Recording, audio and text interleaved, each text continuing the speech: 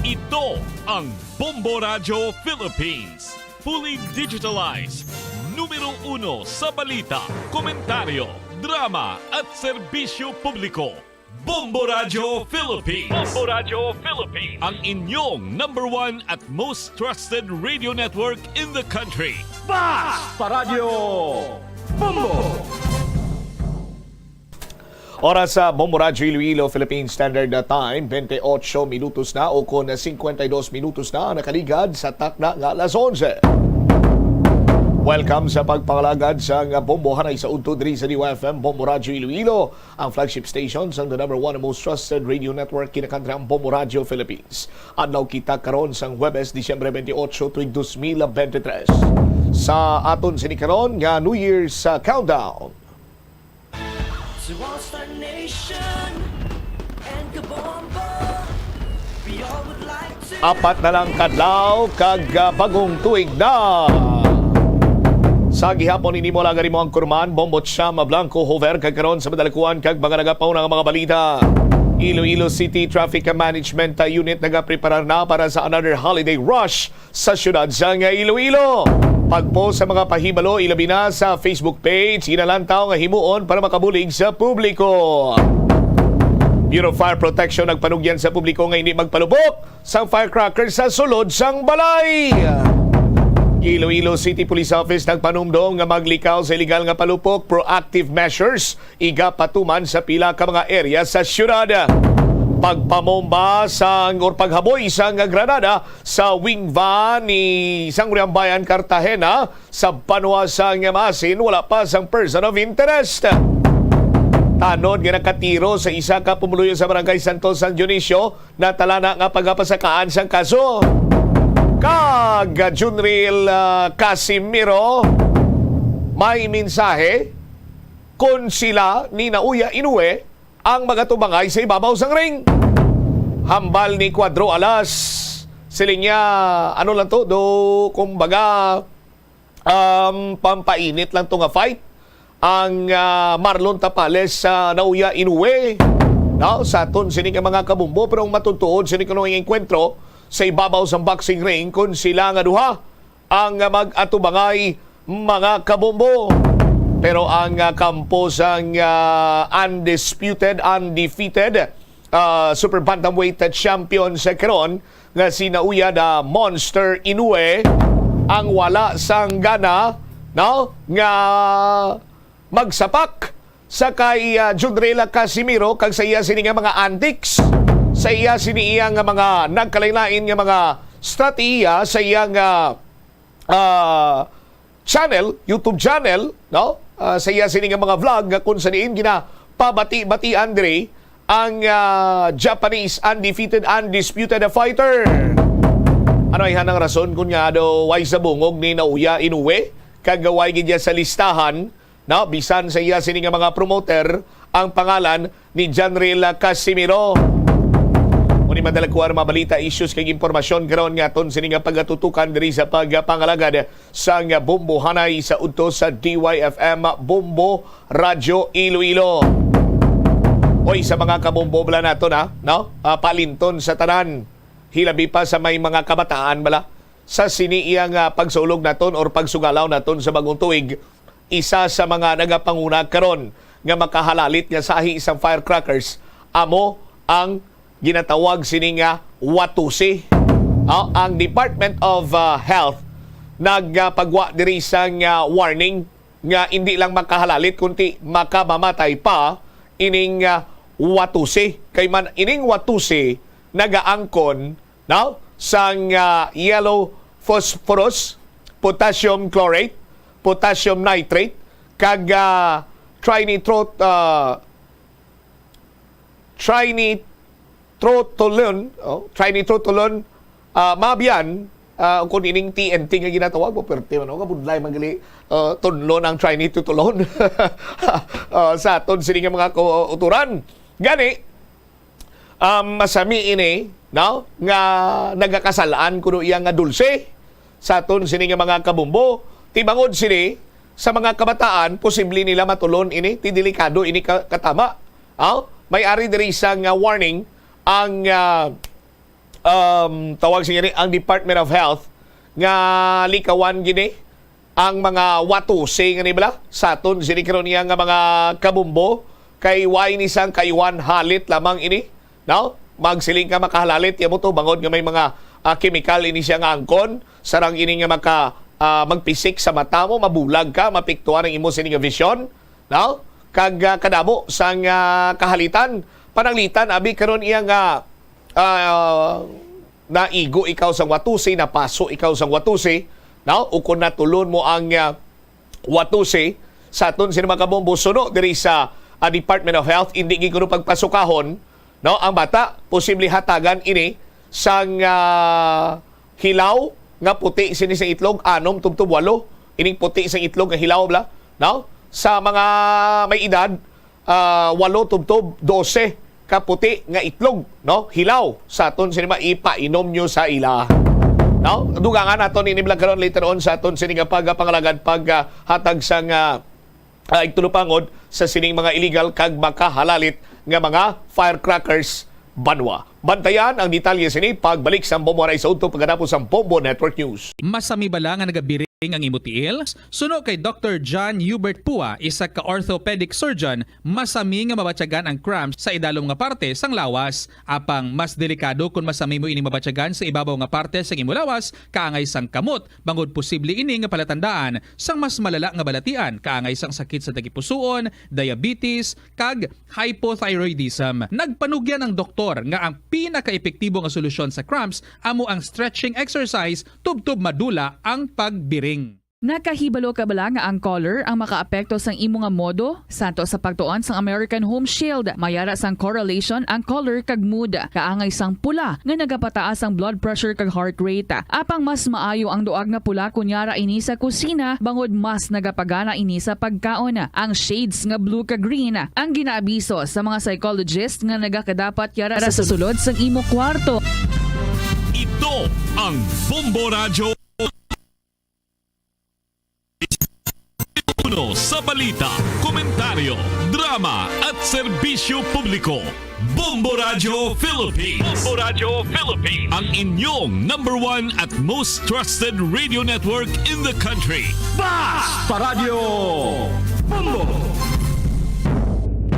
Magandang tanghali Pilipinas sa namang oras sa buong mundo. Narito na ang Bombo Network News Noontime Edition. Araw ngayon ng Webes, Disyembre 28 taong 2023. Mga kabomba at Kestar Nation sa ating New Year's Countdown. 4 na araw na lamang po, 2024 na. Sa ulo ng ating mga balita, etong mga investors ng Kapa, pinaalalahanan ay pinagbabawal ho itong pagkuha ng naiwang mga ari-arian ng founder na si Joel Apolinario sa Alabel, Sarangani Province. Ang bilang ng mga fireworks-related injuries na naitala ng Department of Health sa bansa umakyat na sa 88. Ito naman hong ika-19 na batch ng overseas Filipino workers mula sa Israel at Hezbollah sa Lebanon dumating na ho sa ating bansa. Mga illegal na puputok na nanatiling pangunahin nagdudulot ng mga injury sa bansa ayon niya sa Department of Health. Si Pangulong Ferdinand Marcos Jr. abay nilagdaan na ang mga bagong batas para ho sa pag-upgrade sa 2 state colleges at pagtatag ng 5 bagong College of Medicine programs. At sa ating international news, ang Estados Unidos magbibigay ng halagang $250 million na tulong para sa Ukraine. Sa ating balitang pampalakasan, ito hong Magic pinatumba ng pilay na Philadelphia Sixers. At live nationwide via satellite, dumako na tayo ngayon sa detalye ng ating mga balita. Dumating na ho sa bansa ang ika-19 na batch ng overseas Filipino workers mula ho sa bansang Israel at Hezbollah. Diyan naman sa may bahagi ng Lebanon. Pinangunahan ni Department of Migrant Workers Officer in Charge Undersecretary Hans Leo Kakdak ito ngang pagsalubong sa mga overseas Filipino workers na umuwi ngayong araw sa ating bansa. Sa isang pahayag, sinabi ng ahensya na kinabibilangan ito ng 10 overseas Filipino workers. Ito ho ang mga overseas Filipino workers na mas piniling magbalik ng bansa matapos maipit nga sa gulo sa pagitan ng Israeli forces at ang Lebanese militant group na Hezbollah. Nagsimula ang ininga ng 2 grupo matapos nga na makisimpatya ang Hezbollah sa patuloy na pag-atake nga ng Israel sa grupong Hamas. Dumating ang 10 repatriated overseas Filipino workers sa Ninoy Aquino International Airport Terminal 1 sa kanilang isang flight mula Doha, Qatar kaninang umaga. Bukod kay Kakdak, sumalubong rin sa mga dumating na Pinoy ang mga kinatawan mula sa Department of Foreign Affairs, Department of Social Welfare Development, Department of Health at Technical Education and Skills Development Authority. Inamin naman ni Department of Foreign Affairs na hanggang sa ngayon ay wala pa rin silang natatanggap na anumang impormasyon hinggil sa takdang panahon ng pagpapalaya sa 17 Filipino seafarers na bihag na ngayon ng Houthi rebels. Ito nga ay ayon sa sinabi ng Department of Foreign Affairs Undersecretary Eduardo De Vega na nagpadala na ng team ang kanilang ahensya patungong Yemen para sa kaukulang assistance sa mga seafarers at gayon na rin sa kanilang pakikipanegosasyon para sa kanilang paglaya. Aniya tiyak nilang nasa mabuti ang kalagayan ng naturang mga Pinoy seafarers sapagkat nagagawa pa ring makontak ng mga ito ang kanilang mga pamilya dito sa Pilipinas sa kabila ng kanilang pagkakabihag.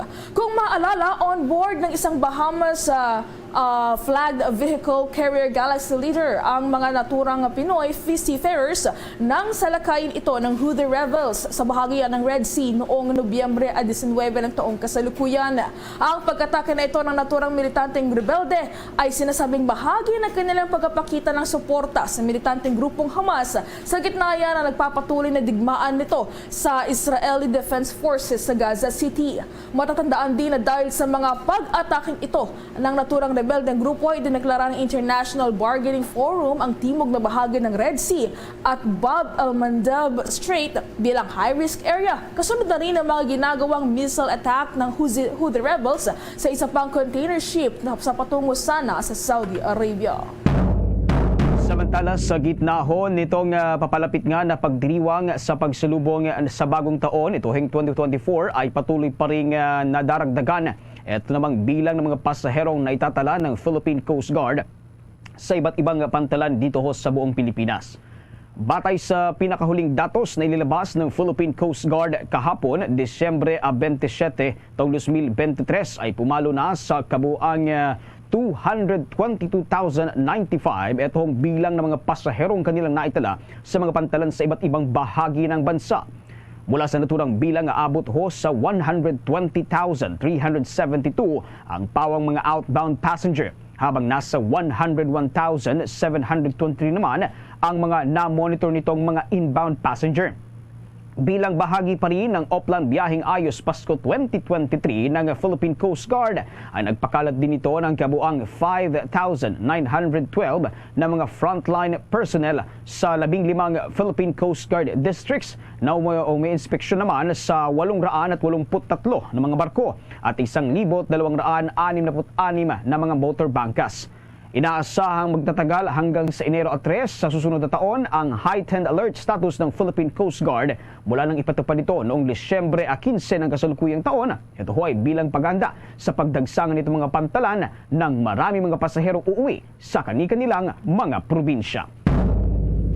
Sa iba pang mga balita sa oras na ito, patuloy pa rin nadaragdagan naman itong bilang ho ng mga firecrackers-related injuries na naitala ng Department of Health dito ho sa ating bansa ilang araw bago nga itong pagsalubong sa taong 2024. Batay ho sa pinakahuling datos na inilabas ng Department of Health, ngayong araw ay pumalo na sa 88 itong bilang ng mga fireworks-related injuries ang naitala ng kanilang kagawaran.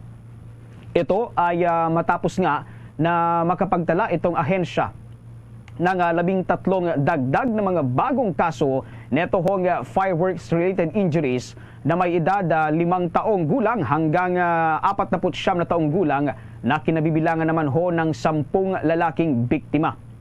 Kasama rin sa mga bagong kaso na ito, eto hong mga insidente ng aksidente ng pagkakalunok ng paputok at nawatusi ng isang 4 taong gulang na batang lalaki dyan ho sa lalawigan ng Calabarzon.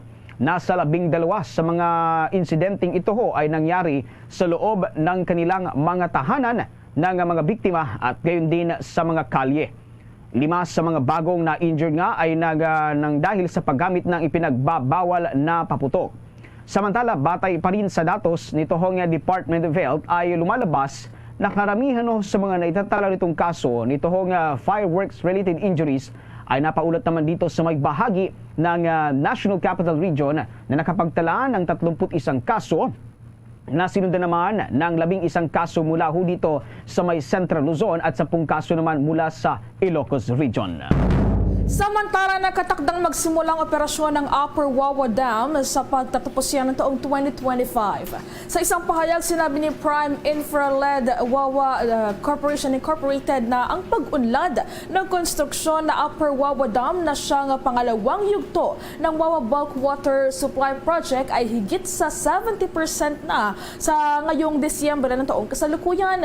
Ang 85-meter roller compacted concrete dam ay nakatakdang makumpleto sa loob ng ilang buwan na susundan naman ng pagkumpleto sa natitirang bahagi ng planta. Sa oras na gumana ang dam ay inaasahang magbibigay ito ng mahigit 700 million liters kada araw ng supply ng tubig sa mga residente ng kalakhang bahagi ng Metro Manila, kabilang na ang lalawigan ng Rizal.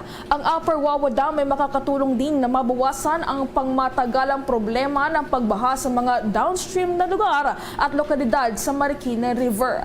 Ang Wawa Bulk Water Supply Project sa Rizal ay isa sa mga pangunahing proyekto ng infrastruktura ng pambansang pamahalaan na tutugon naman sa seguridad ng tubig, partikular na sa lugar na masaserbisyuhan ng Metro Manila Water Sewerage System.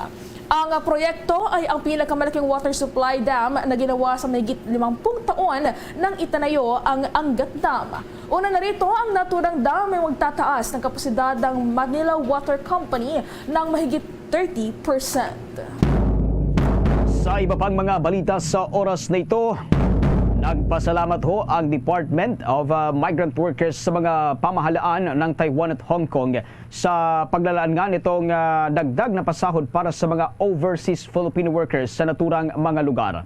Sa inilabas nga na pahayag ni Department of Migrant Workers Officer in Charge Hans Leo Kakdak, nakasaad dito itong labis na pasalamat ng opisyal sa naturang hakbang na ani ay pakikinabangan nitong libo-libong mga Pilipino. Nangangahulugan lamang ito anya na kinikilala ho ng Hong Kong at Taiwan ito hong sakripisyo at kontribusyon ng mga overseas Filipino workers para ho sa economic development ng dalawang lugar. Maalalang inaprubahan nga ng Taiwan Ministry of Labor ito hong bagong wage order na nag-uutos ng karagdagang 4.05% na pagtaas sa buwan ng sahod ng mga manggagawang Pilipinoy o mula ho sa minimum na New Taiwan dollar na 26,400 o katumbas huyan ng 46,378.70 pesos at napapuntang New Taiwan dollar na 27,470 nakatumbas naman ng 48,223 pesos.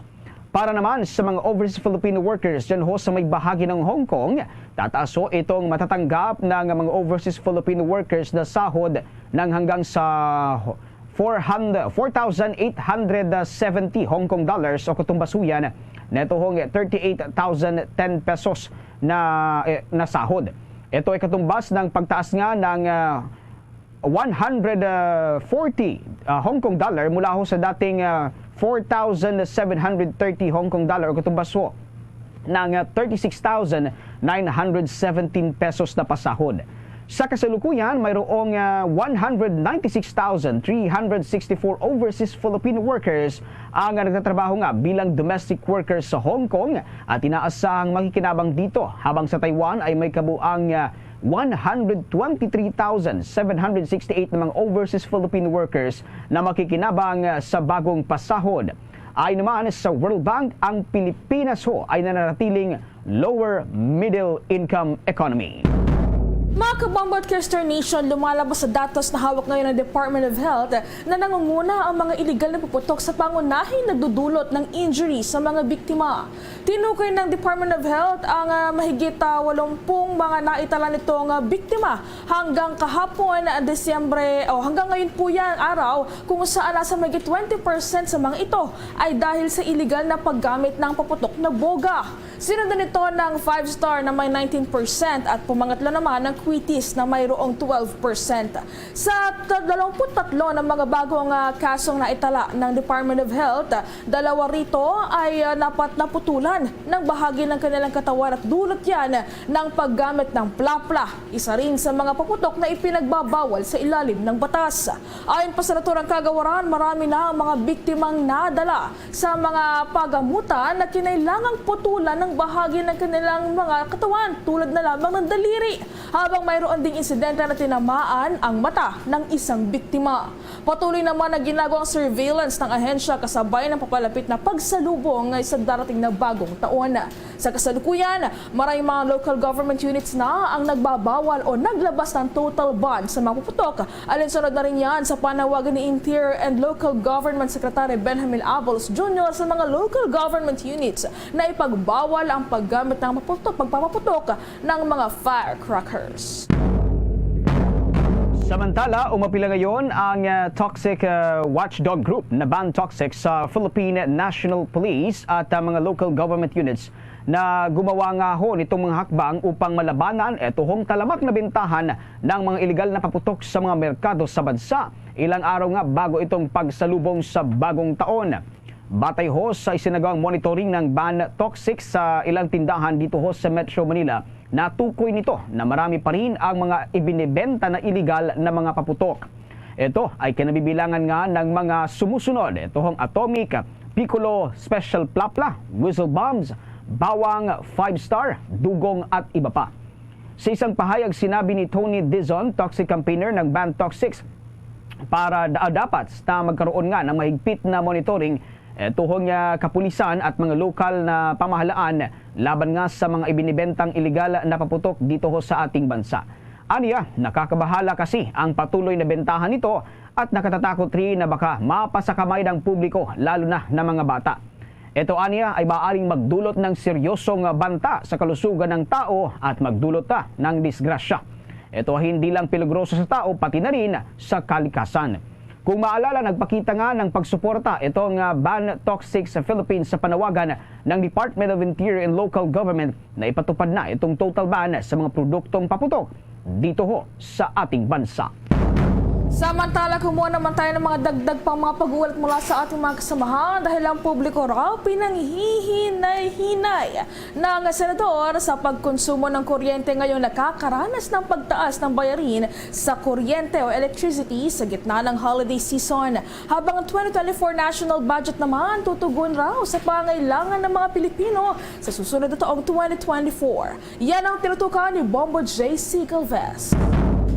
Pinaghihinay-hinay ni Senate Committee on Ways and Means Chairperson Sherwin Gatchalian ang publiko sa pagkonsumo ng kuryente ngayong mas nakaranas tayo ng pagtaas sa bayarin sa electricity sa gitna yan ng holiday season. Ang panawagan ni Gatchalian ay kasabay ng paggunita ngayong buwan ng Disyembre ng National Energy Consciousness Month. Git ng senador, magsilbi sana ng paalalang buwan na ito at sa buong taon ng kahalagahan ng responsableng energy practices o wastong paggamit ng kuryente. Hindi lamang nakatitipid ang publiko rito, kung hindi anya natitiyak din ang katatagan sa supply ng kuryente at kabawasan sa epekto sa kapaligiran ng mataas na energy consumption. Maliban sa inaasang mataas na konsumo ng kuryente ngayong holiday, ang epekto ng El Nino phenomenon ang isa rin sa mga dahilan para magtipid sa konsumo ng kuryente dahil sa pagtaas ng demand. Dahil dito, pinatitiyak ng senador na mayroong sapat na supply ng kuryente para matugunan ang pangailangan sa enerhiya ng bansa. Samantala, sa ibang balita naman, kumpiyansa si Gatchalian na tutugunan ng 2024 national budget ang pag-asa ng maraming Pilipino para sa mas mabuting bagong taon. Tinutukoy ni Gatchalian ang resulta ng Pulse Asia Survey na nagsasabing 92% ng mga Filipino adults ang umaasa ng mas magandang 2024. Ayon kay Gatchalian, sa ilalim ng bagong budget ay mas maraming pondo ang nakalaan para sa agrikultura. Ibig sabihin, mas maraming suportang aasahan ng mga magsasaka at mga mangingisda. Sinabi ng senador na kapag napagpatuloy ito, ay inaasang magbubunga ng mas maraming trabaho para sa mga Pilipino. Nakita ko rin kanina na ang poverty incidence dropped, no? From 27% to 22%. So in other words, the poverty incidence of our country is starting to recover from the pandemic. Tumaas kasi yan eh. And because of that, people are more hopeful that 2024 will be back to complete recovery na. May mga issues kasi na hindi pa completely, may mga sectors na hindi pa completely recovered, like for example tourism. No, napakalayo pa yung ating tourism, no. So the budget is responsive to that aspiration. So nakita ko tuloy-tuloy yung pagpapagawa ng mga infrastructure, kaya pag nagawa yan, magkakaroon ng mas maraming trabaho, mas mafe-feel ng tao yung full recovery natin. Para sa Bombo Network News, ako si Bombo JC Galvez, nagulat para sa number 1 and most trusted radio network in the country, Bombo Radio Philippines, Basta Radio, Bombo! 17 minuto makalipas ang alas 12 ng tanghali. Sa iba pang mga balita, hangad ho ng mga eksperto na prioridad na matugunan nga itong power issues ng bansa sa pagpasok ng taong 2024. Dahil dito, pinayuhan ni energy expert at dating punong tagapamahala ng National Power Corporation na si Guido Delgado itong pamahalaan na harapin ang issue ng energy efficiency at sufficiency bilang isang pambansang issue sa seguridad. Gitna ni Delgado itong kawalan o kakulangan sa paghahanda upang matugunan nga itong energy needs ng Pilipinas ay magkakaroon ng malaking epekto sa perspektibo ng bansa para sa pag-unlad at paglago ng ekonomiya nito. Kaya naman, inirekomenda nito na dapat maisulong ng kasalukuyang administrasyon ang lahat ng mapagkukunan ng enerhiya, kasama na ang ocean at tidal energy na parehong sagana ang ating bansa. Dapat ring maglaan ng budget itong administrasyon ni Marcos upang ponduhan nga itong pag-explore at pagpapaunlad ng mga ocean-based renewable energy technologies. Sa kabilang banda, nakatutok raw ang pamahalaan sa pagtuklas at pagyamanin pa itong iba't ibang mga mapagkukunan ng enerhiya upang matugunan ang pangailangan sa kuryente ng bansa sa mga susunod na panahon dahil inaasahang unti-unting pagkaubos ng Malampaya gas field sa taong 2027. Idinagdag rin ni Francis Richard Rabulan, officer in charge ng Planning Division sa ilalim ng Energy Policy and Planning Bureau ng Department of Energy, na bagaman pinalawig ni Pangulong Marcos Jr. itong Service Contract 38 na sumasakop sa produksyon para sa Malampaya gas field ng 15 taon pa, darating ang panahon na mauubos rin ang langis na mapagkukunan sa naturang lugar. Bilang isang contingency measure, ibinahagi ni Rabulan na tinitingnan ngayon ng Department of Energy itong liquefied natural gas para sa karagdagang supply ng kuryente habang patuloy na ine-explore at ginagamit ng SC38 Power Consortium itong natitirang gas reserve sa Malampaya area.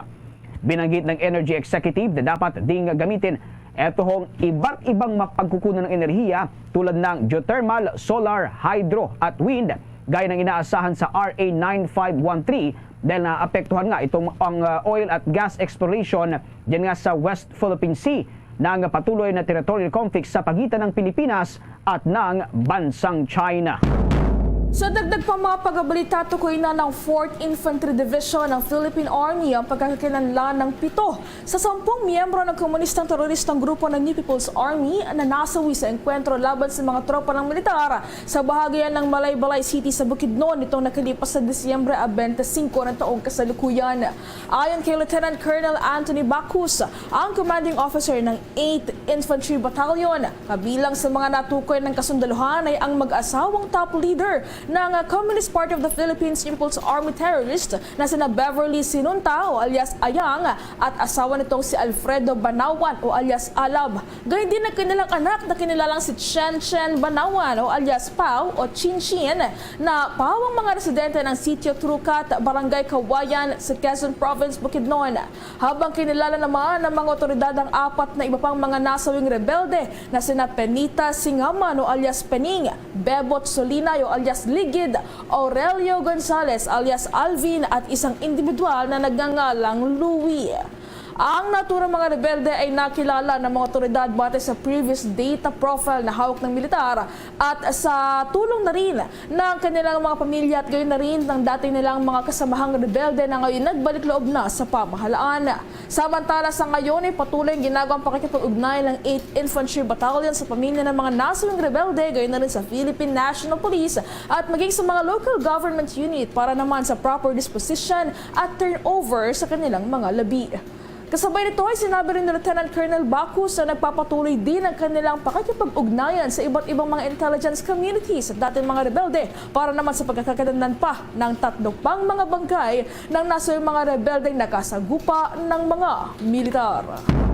Sa iba pang mga balita, ganap nang naging batas. Ito hong 7 bills na naglalayong palakasin pa ang ilang higher education institutions sa iba't ibang lalawigan sa bansa. Matapos nga nalagdaan ni Pangulong Ferdinand Marcos Jr. Sa ilalim ng Republic Act No. 11968, pinigyan ni Pangulong Marcos ng pahintulot ang pag-convert sa San Isidro Satellite Campus ng Leyte Normal University o LNU na sa Leyte bilang isang regular campus na tatawagin na LNU San Isidro Campus. Nilagdaan din ni Pangulong Ferdinand Marcos Jr. ang Republic Act No. 11969 na nag-convert naman sa Bataan Peninsula State University o BPSU Bagaca Extension Campus sa Bataan bilang isang regular campus na tatawagin na itong BPSU Bagaca Campus.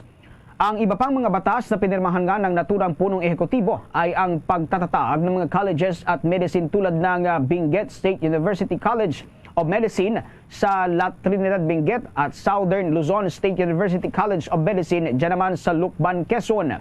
Maging ang Republic Act No. 11972 ay nilagdaan din ni Pangulong Marcos para ho sa pagtatatag ng University of Eastern Philippines College of Medicine sa Catarman, Northern Samar at maging ang Republic Act No. 11974 para sa paglikha ng Visayas State University College of Medicine dyan naman sa may bahagi ng Baybay, Leyte. Samantala, nilagdaan din ng punong ekutibo ang Republic Act No. 11973 na nagtatatag sa Bicol University College of Veterinary Medicine dyan naman sa Ligao City sa probinsya ng Albay.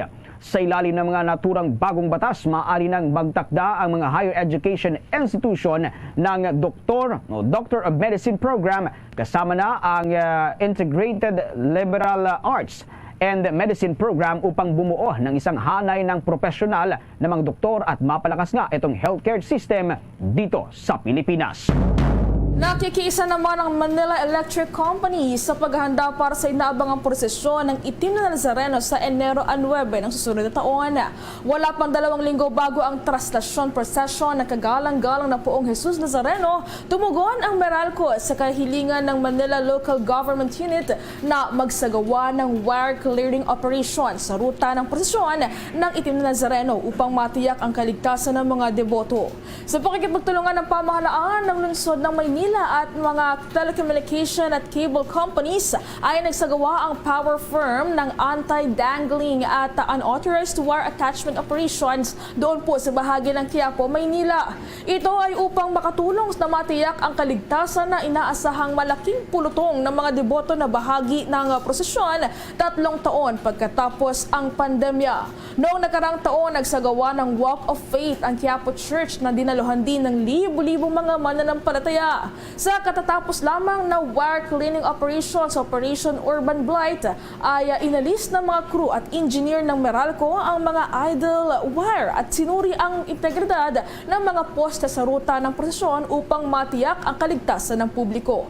Nagsagawa rin ng walkthrough ang mga organizer sa ruta ng traslasyon at nanawagan sa mga deboto ng Itim na Nazareno na maghanda para sa Nazareno 2024 upang makatulong na matiyak ang maayos at mapayapa gayon na rin ng ligtas na prosesyon.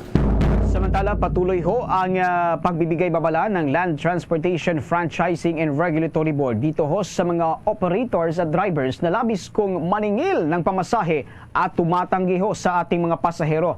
Ayon sa Land Transportation Franchising and Regulatory Board na may karampatang parusa kapag tumanggi sa pasahero, maningil ng sobra at ang pagtampered ng metro ng taxi. Sa unang paglabag ay may multa ito na 5,000 pesos at ang ikalawang violation naman ay mayroong 10,000 pesos na multa at pagkaka-impound nga ng sasakyan. Kapag naulit pa ito ng ikatlong paglabag ay mayroong 15,000 na multa at kanselasyon na ng Certificate of Public Convenience. Samantala, nasa tamang direksyon ang administrasyon ni Pangulong Ferdinand Bongbong Marcos Jr. tungo yan sa full implementation ng Universal Health Care Act. Ayon kay Health Secretary Teodoro Herbosa, nakatutok sila sa pagtiyak na accessible ang mga serbisyong pangkalusugan para sa lahat ng mga Pilipino anuman ang estado sa buhay. Binigyang diin ni Teodoro na dapat ramdam ng bawat Pilipino ang universal health care alinsunod yan sa prinsipyo ng Pangulo na no one gets left behind o walang mapag-iiwanan. Ito rin aniya ang sinusundan nila na sa 8-point action agenda na tumutukoy sa ligtas at dekalidad na paghahatid ng serbisyong medikal, kahandaan sa pandemya at krisis, gayon din sa pagtiyak ng kapakanan at karapatan ng mga healthcare workers. Binigyang diin din ng kalihim na ngayong taon ay pinalakas ng Department of Health ang One-Stop Shop program na magbibigay ng health services para sa may hirap na pasyente sa pamagitan niya ng malasakit center sa buong bansa.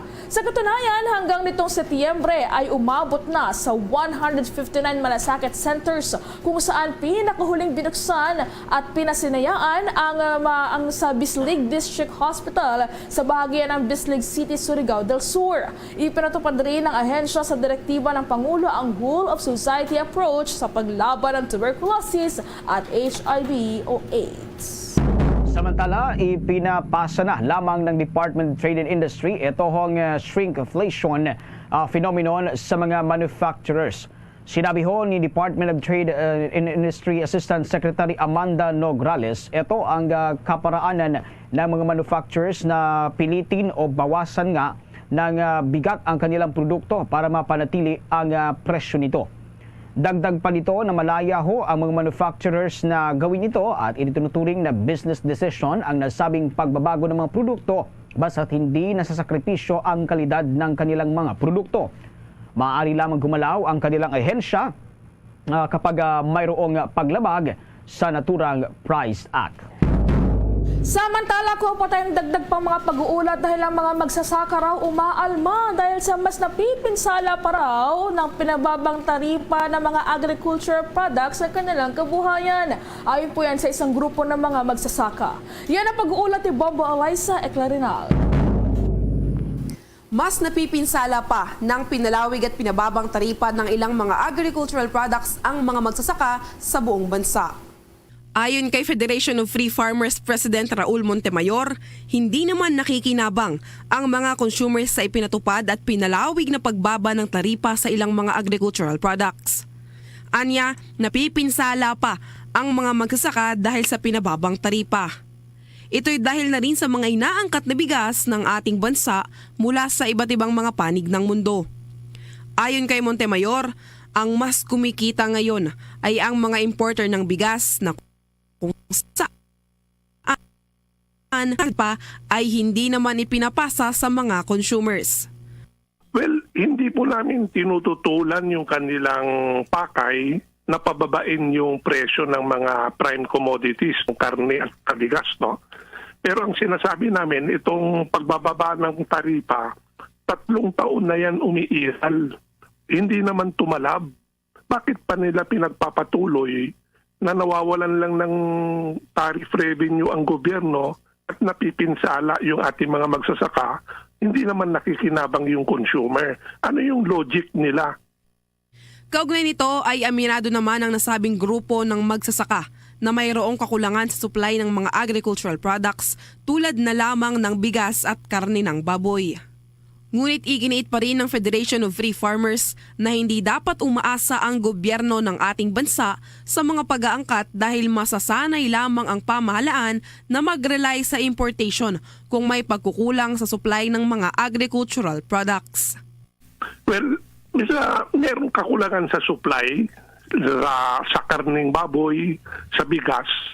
Ang problema, pag binabaan nila yung tariff, unang-una, walang limit po yung pag-aangkat niyan. Kahit ilan yung umaangkatin at mababa pa ang taripa. So, paano mo ngayon maiengganyo yung mga local producer natin na magsikap at magtanim o magbuhay ng aming pagkain kung parati mong pinapapasok yung mga murang import na yan?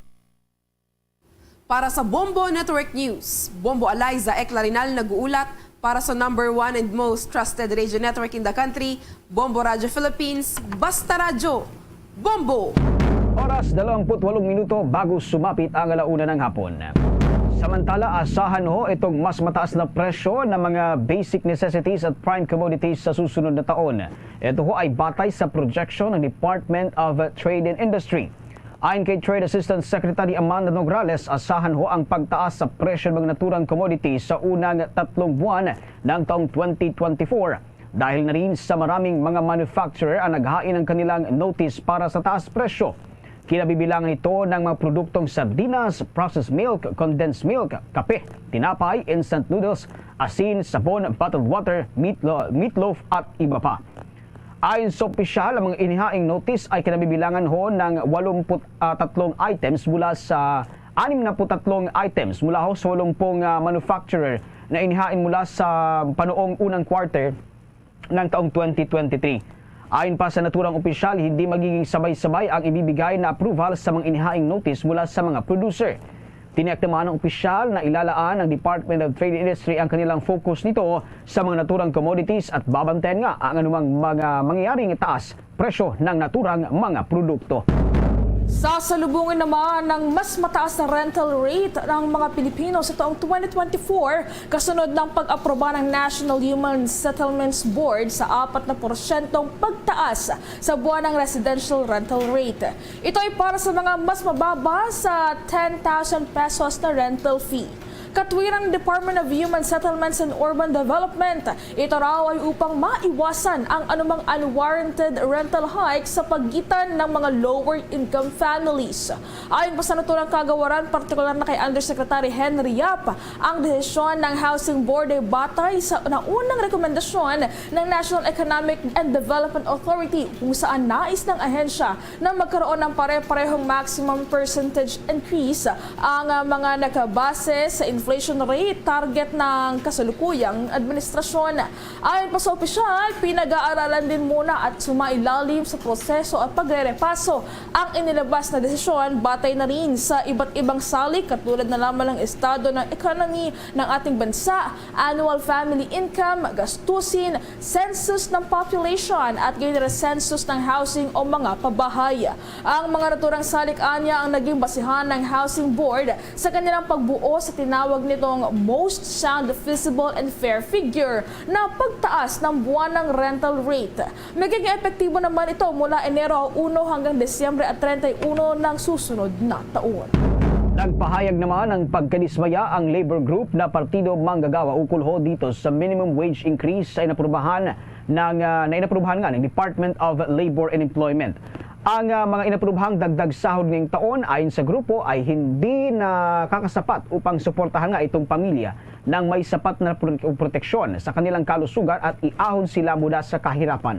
Ayon sa naturang grupo, sa ilalim ng kasalukuyang minimum wage ay hirap na ang mga manggagawa na mabili nga itong mga basic necessities katulad ng pagkain, pabahay, transportasyon, childcare at healthcare system sa mang bahagi ng ating bansa. Inihalimbawa ng grupo, ito ang minimum wage hike na ipinatupad sa 14 mula sa 17 mga rehiyon sa buong bansa. Ito ay may average na pagtaas mula sa 30 pesos hanggang 40 pesos kada araw sa ikalawang bahagi ng taong 2023 na nagbibigay daan para sa mahigit 610 peso sa Metro Manila habang mahigit 368 lamang sa ilang rehiyon katulad ng Zamboanga Peninsula.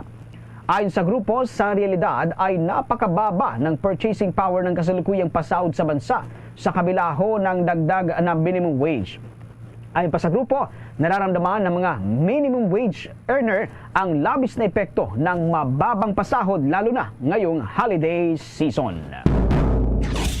Bombo International News. Muling magpapaabot ang Estados Unidos ng hanggang $250 million ng mga armas at kagamitan sa Ukraine. Ito ay para sa huling package ng tulong ngayong taon upang matulungan ng Kiev sa digmaan nito laban sa Russia. Matatanda ang hiniling ni United States President Joe Biden sa Kongreso na magbigay ng isa pang $61 billion sa tulong sa Ukraine, ngunit tinatanggihan ito ng mga Republican na aprubahan ang naturang tulong. Nagbabala ang White House na kung wala ang karagdagang paggalaan ay mauubos ang tulong ng Estados Unidos sa katapusan ng taon para sa paglaban niya ng Ukraine na mabawi ang kanilang teritoryong inookupahan ngayon ng mga puwersa ng Russia mula noong sumalaki ito noong Pebrero ng nakalipas sa taon.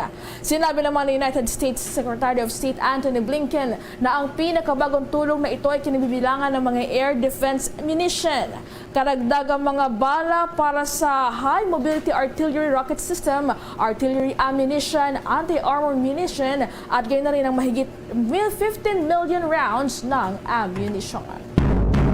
Samantala, 5 pasahero itong nagtamo ng sugat at galos matapos ang banggaan ng isang pampasaherong bus at sasakyan ng isang pulis sa EDSA Busway. Sa video ho na inilabas ng Department of Transportation, abay sapul sa dashcam footage ng naturang bus ang pagsalpok nito sa railing ng Metro Rail Transit 3 sa Sasantolan Southbound Station. Ito ay matapos na tangkain ng driver ng bus ang biglang pagpasok ng isang police car sa EDSA Busway. Dahil sa nangyaring insidente ay nagtamuho ng galos, bukol at matinding pagkahilo ang 5 mga pasaherong sakay na naaksidenteng bus. Kaagad namang silang narespondihan ng ambulansya mula ho sa Quezon City Local Government Unit at kasalukuyan ang nasa ligtas na kondisyon. Kaugnay nito ay muling nagpaalala ang Department of Transportation sa lahat na tanging ang mga authorized vehicle lamang ang maaaring pumasok at dumaan sa loob ng EDSA Busway. Kasabay na rin ng paalala nito na sa lahat ng mga motorista na maging maingat dahil prioridad pa rin ang kaligtasan ng bawat isa sa lahat ng oras. Samantala, muling ipinag-utos si Department of the Interior and Local Government Secretary Benjamin Abalos Jr. sa mga lokal na pamahalaan ang paghihigpit pa sa implementasyon ng Firecrackers Ordinance sa kanilang mga lugar. Ito ay sa gitna ng patuloy na pagtaas ng mga kaso ng firecrackers-related incidents sa bansa, ilang araw bago ang pagdiriwang ng pagsalubong sa bagong taon. Batay sa inilabas na datos ng Department of the Interior and Local Government, aabot sa 1,210 na mga local government units ang nagsumite na ng kanilang mga ordinansa hinggil sa pagbabawal ng paggamit ng mga mapanganib na mga paputok sa kanilang mga nasakupang lugar. Muling paalala ng kalihim sa lahat ng mga lokal na pamahalaan na pangunahan ng mga ito ang pagtiyak na malalayo sa disgrasya ng mga paputok ang ating mga kababayan ngayong holiday season sa pamagitan niyan ng pagsiguro na napapairal ang naturang mga ordinansa ang kanilang isunumite. Kung maalala, batay sa inilabas sa listahan ng Philippine National Police ay kabilang sa mga ipinagbabawal na mga paputok ay ang 5-star, Plapla, Piccolo, Goodbye Philippines, Goodbye Bading, Goodbye Hamas, Giant Bawang, Watusi, Atomic Triangle at Sinturon ni Judas, gayon na rin ang Super Yolanda, Super Lolo at Coke Incan. Samantala, bukod dito ay una na rin sinabi ng Philippine National Police na mahigpit din ang kanilang isinasagawang cyber patrolling para sa layuning tulungang masawata sa mga illegal online sellers na mga ipinagbabawal na puputok sa ating bansa. Sa pagkakataon ito ay kumuha na tayo ng mga balita sa labas ng ating impilan. Ito ang Office of Transportation Cooperatives maghihintay sa mga hahabol na mag-a-apply nga para ho dito sa consolidation sa December 31. Ang balitang yan itinitukan ni Bombo Tropio Anwana Jr. Hihintayin ng Office of Transport Cooperatives ang hahabol na mag-consolidate kahit na holiday ang katapusan ng taon. Pagtutuunan ng Department of Transportation ang pagkakaroon ng sapat na sasakyan ng publiko pagpasok ng taong 2024. Ang mga consolidated na mga units ay papayagang mag-apply ng special permit para mamasada o pumasada sa mga ruta na walang consolidation. Here to support the transportation sector, day one pa lang ng pagpasok ko. Chairman Guadis is there for the transportation sectors. Secretary Bautista has always given us the order to support and to look for solutions para bigyan natin ng tulong para mas lumakas ang programa. The President believes in cooperative. Samantala, nagkilos protesta naman sa lungsod ng Iloilo kaugnay sa December 31 deadline ng consolidation. Nagkampo ang Noto PUV Phase Out Coalition Panay sa labas ng LTO Region 6. Sa lungsod din ng Davao, nagkilos protesta ang Transmission Piston sa Freedom Park laban sa December 31 deadline para sa consolidation. Ipinabot nila na maraming jeepney driver at operator ang mawawala ng trabaho sa katapusan ng taon kapag ipapatupad ang consolidation. So ang aming request na lang po, sumama po kayo, tanggalin na po natin yung ating galit, yung ating tampo, yung ating misunderstanding. Let us talk straight sa inyo po mga jeepney drivers and operators. Kakampi niyo po kami, hindi namin kayo bibitawan. Tuloy-tuloy po tayo sa programa ng PUVMP, and this is a sincere call sa inyo po mga drivers and operators. Para sa Bombo Network News, Bombo Tropian Wala nagulat para sa #1 and most trusted radio network in the country. Bombo Radio Philippines, Basta Radio, Bombo! Sa pagkakataong ito ay kumuha na tayo ng mga balita mula ho sa tinutukang mga balita ng ating mga provincial stations. Ito ho nga mga investor ng Kapa may pinaalalahanan na ipinagbabawal ho itong pagkuha ng naiwang mga ari-arian nito hong founder ng Kapa na si Joel Apolinario sa Alabel, Sarangani Province. Ang kabuuan ng balitang yan ay tinutukan ng Bombo Radio Jensen. Mahigpit na ipinagbabawal ng alkalde ng Alabel na si Honorable Vic Pulsalarda kailaman ang mga gamit gayon din ang gusaling naiwan na pagmamayari ng founder ng Cabus Peratuon o Kapa na si Joel Apolinario. Ayon sa alkalde, ipinaubayan nito sa barangay chairman ng Bagakay ang pagbabantay ng nasabing gusali. Ito kasunod ng ipinaabot sa kanya na ulat na noon ay may ilang individual na kanilang nakita na kumuha ng ilang mga kagamitan at dinismantle rin ang ilang bahagi ng gusali na maaari pa nilang pakinabangan. Kaya naman noong nagdaan, ipinagbawal ni Mayor Salarda ang sinumang individual na makikialam sa mga ari-ari ni Apolinario, lalo pat nagpapatuloy ang paglilitis ng kaso. Gayunpaman, nilinaw na opisyal na wala silang natatanggap na utos mula sa korte kaugnay ng mga ari-arian ni Apolinario, ngunit siya mismo ang nagutos na huwag galawin ang anumang pagmamay-ari ni Apolinario. So far, kahit nga wala pa the time and decision, kasi ang barangay captain na assign dyan sa Bagakay, siya nag-inform dito na may mga tao sa nakita na kinukuha yung mga gamit doon at saka yung mga building parang ginadismantle at saka kinukuha. So outright, sinabihan ko bawal yan kasi the time narinig natin na may kaso yan. So meaning pag may case yan, so bawal talaga yan. Dapat may order na yan from the court. Ano ang gagawin sa mga property. Mula rito sa Bombo Radio General Santos para sa Bombo Network News. Ito si Bombo Yvonne Caranga Saladino para sa #1 and most trusted radio network in the country. Bombo Radio Philippines, Basta Radio, Bombo. Ito namang hong transport group sa Iloilo nagsagawa ng tigil pasada at camping sa harapan ng Land Transportation Franchising and Regulatory Board Region 6 bilang protesta sa mandatory franchise consolidation deadline. Ang balitang yan itinutukan ng Bombo Radio Iloilo. Drivers at operators sa harap ng Land Transportation Franchising and Regulatory Board Region 6 na bahagi pa rin ng transport strike laban sa Desyembre 31, 2023 na Public Utility Vehicle Franchise Consolidation Deadline. Sa panayam ng Bombo Radio kay Mr. Elmer Foro, lead convener ng No to PUV Phase Out Coalition Panay at Secretary General ng Bayan Panay, sinabi nitong nagdala sila ng tents para may masilungan kung uulan habang nagsasagawa ng welga. Hanggang alas 6 mamayang gabi ang protesta, ngunit ayon kay Foro, maaari pa rin nila itong i-extend hanggang bukas depende sa magiging development. Nanawagan na rin ito sa ibang drivers, commuters at operators na hindi makakapunta sa protest center na magtigil pasada para ipakita sa gobyerno na hindi lamang mga drivers at operators sa Metro Manila ang tutol sa mandatory franchise consolidation, kundi pati ang transport sector sa Western Visayas. Nagkakaroon ng kampuhan dito sa harap ng LTFRB office upang iparating sa pamunuan ng LTFRB DOTR at mismo sa Pangulo ng Pilipinas na si BBM na kailangang itigil muna ang deadline ng compulsory consolidation sa December 31 dahil malaki pong pasanin para sa mga driver at operator at isa po itong masaker sa kabuhayan namin. Kaya po nananawagan kami ng suporta ng buong sambayanan.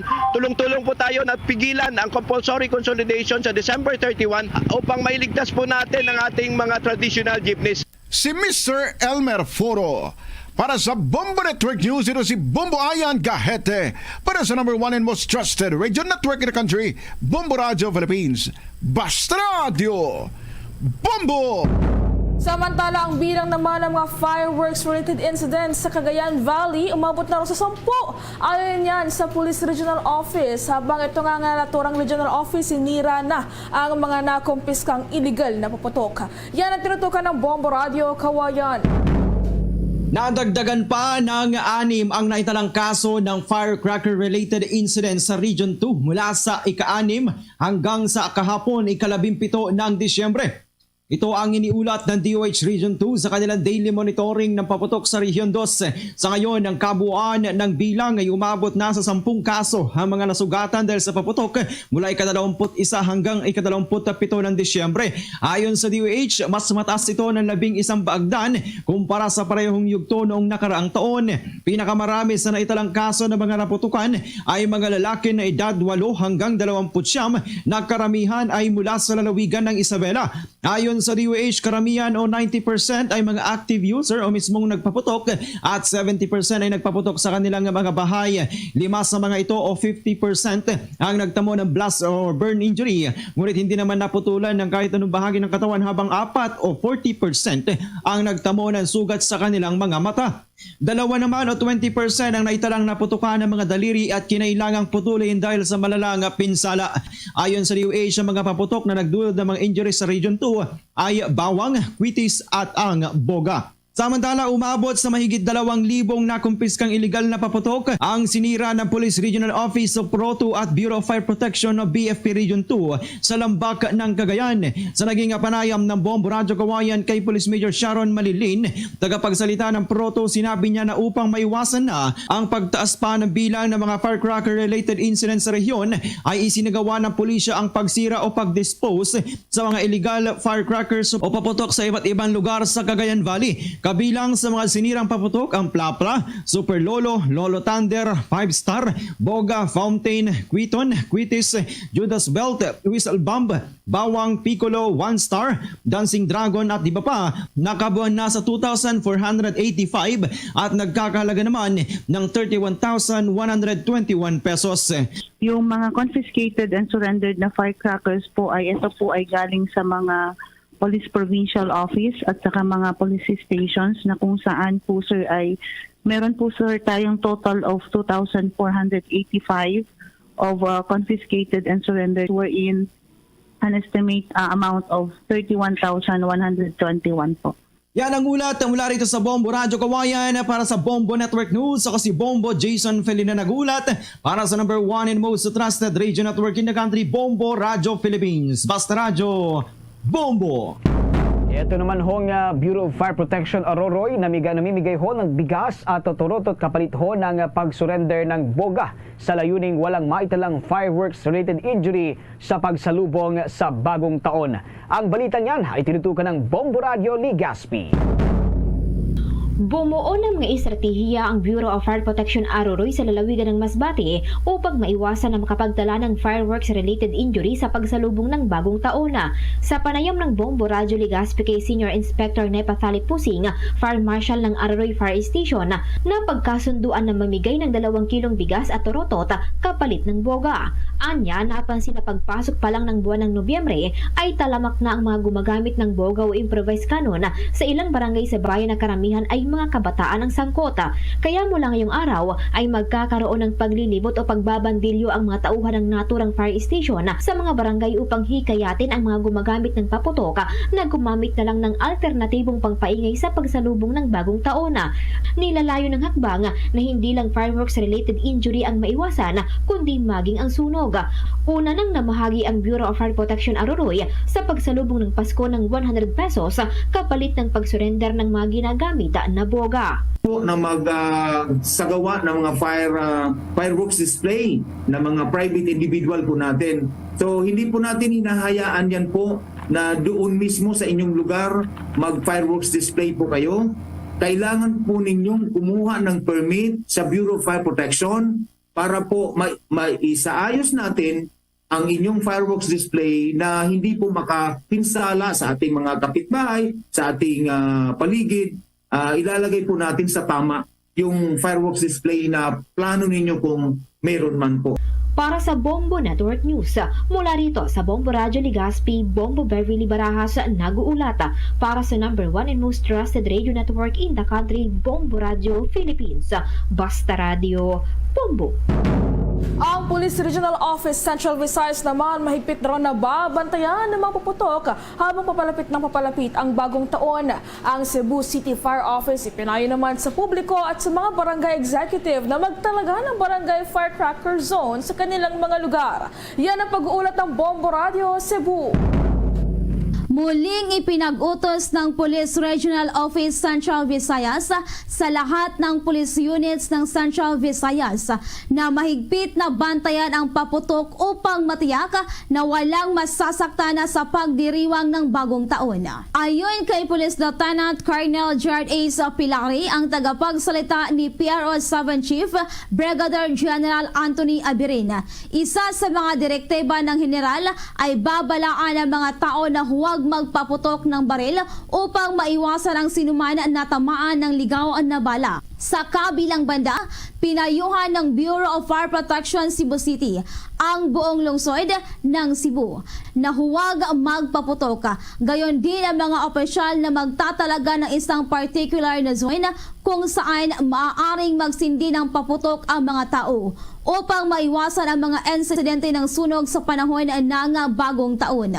Sinabi ni Senior Fire Officer To Wendell Villanueva, ang tagapagsalita ng Cebu City Fire Department, na ang mga barangay officials ay dapat ding magkaroon ng mga safety equipment upang magamit kung sakaling magkaroon ng anumang emergency na may kinalaman sa paputok. Kaugnay nito, nag-inspeksyon din ang Regional Civil Security Unit kasama ang Cebu City Police Office sa mga firecracker zone sa Cebu City na matatagpuan sa South Road Properties. Ayon kay Police Major Varnido Villamor Jr., ang pinuno ng Firearms and Explosive Section ng RSCU 7. Ito ay upang matiyak na may permit at sumusunod sa batas ang mga magpapaputok sa lugar. Sa pag-inspeksyon, tanging mga paputok lamang ang nakita ng mga otoridad na pinahihintulutan ng batas. Dagdag pa ni Villamor na kukumpiskahin ang mga paputok na ipinagbabawal. Bureau of Fire Protection, especially sa Cebu City Fire Station, uplan, paalala, iwas paputok. Consider for merrymaking, for make use of another alternative within which maka-create of noise. It's a small explosive device primarily designed to produce a large amount of noise. Ating napakinggan si Senior Fire Officer To Wendell Villanueva, ang tagapagsalita ng Cebu City Fire Office. Mula rito sa probinsya at lungsod ng Cebu, Bombo Jeremy Balingat para sa #1 and most trusted radio network in the country, Bombo Radio Philippines, Basta Radio, Bombo! Ito naman hong Philippine National Railways trains na biyaheng Naga-Legazpi vice versa muling umarangkada matapos ang 6 na taon.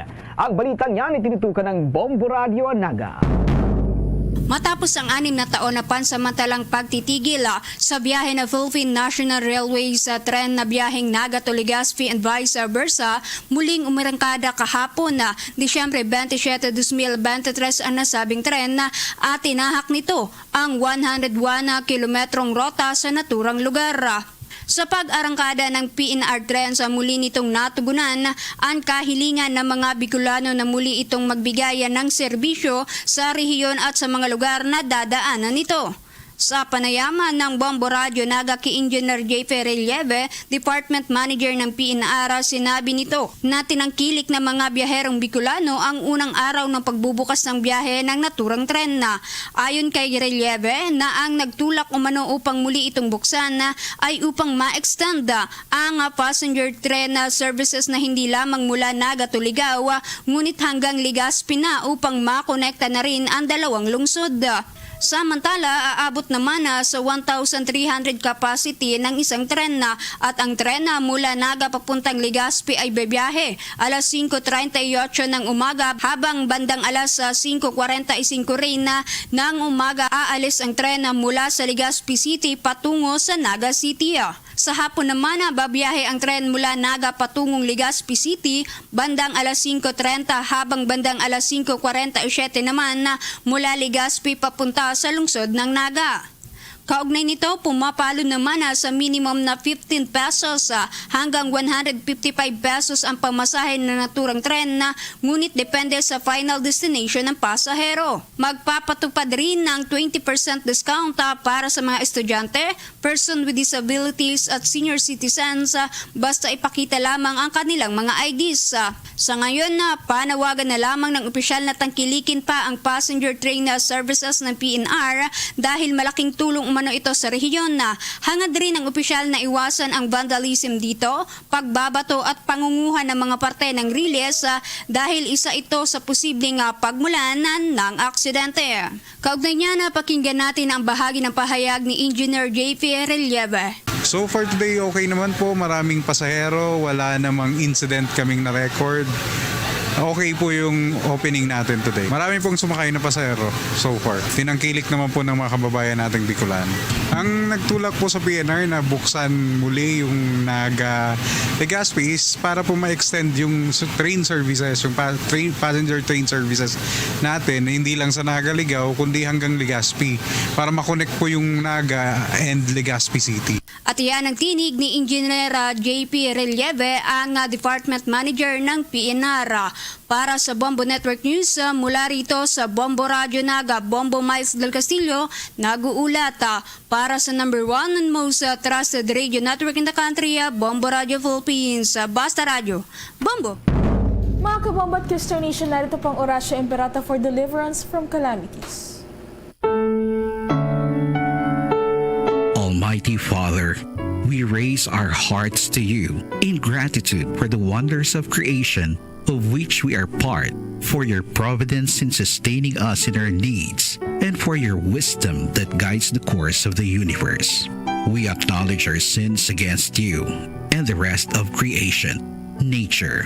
We have confused your command to subdue the earth. The environment is made to suffer our wrongdoing, and now we reap the harvest of our abuse and indifference. Global warming is upon us. Typhoons, floods, volcanic eruption, and other natural calamities occur in increasing number and intensity. We turn to you, our loving Father, and beg forgiveness for our sins. We ask that we, our loved ones, and our hard-earned possessions be spared from the threat of calamities, natural and man-made. We beseech you to inspire us all to grow into responsible stewards of your creation and generous neighbors to those in need. Amen.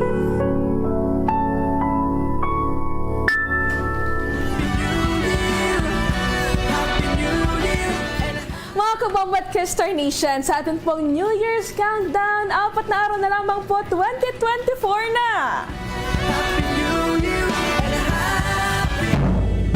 Luzon, Visayas, Mindanao at sa buong mundo. Yan ho ang kabuuan ng ating mga balita para sa pangtanghaling edisyon ng Bombo Network News.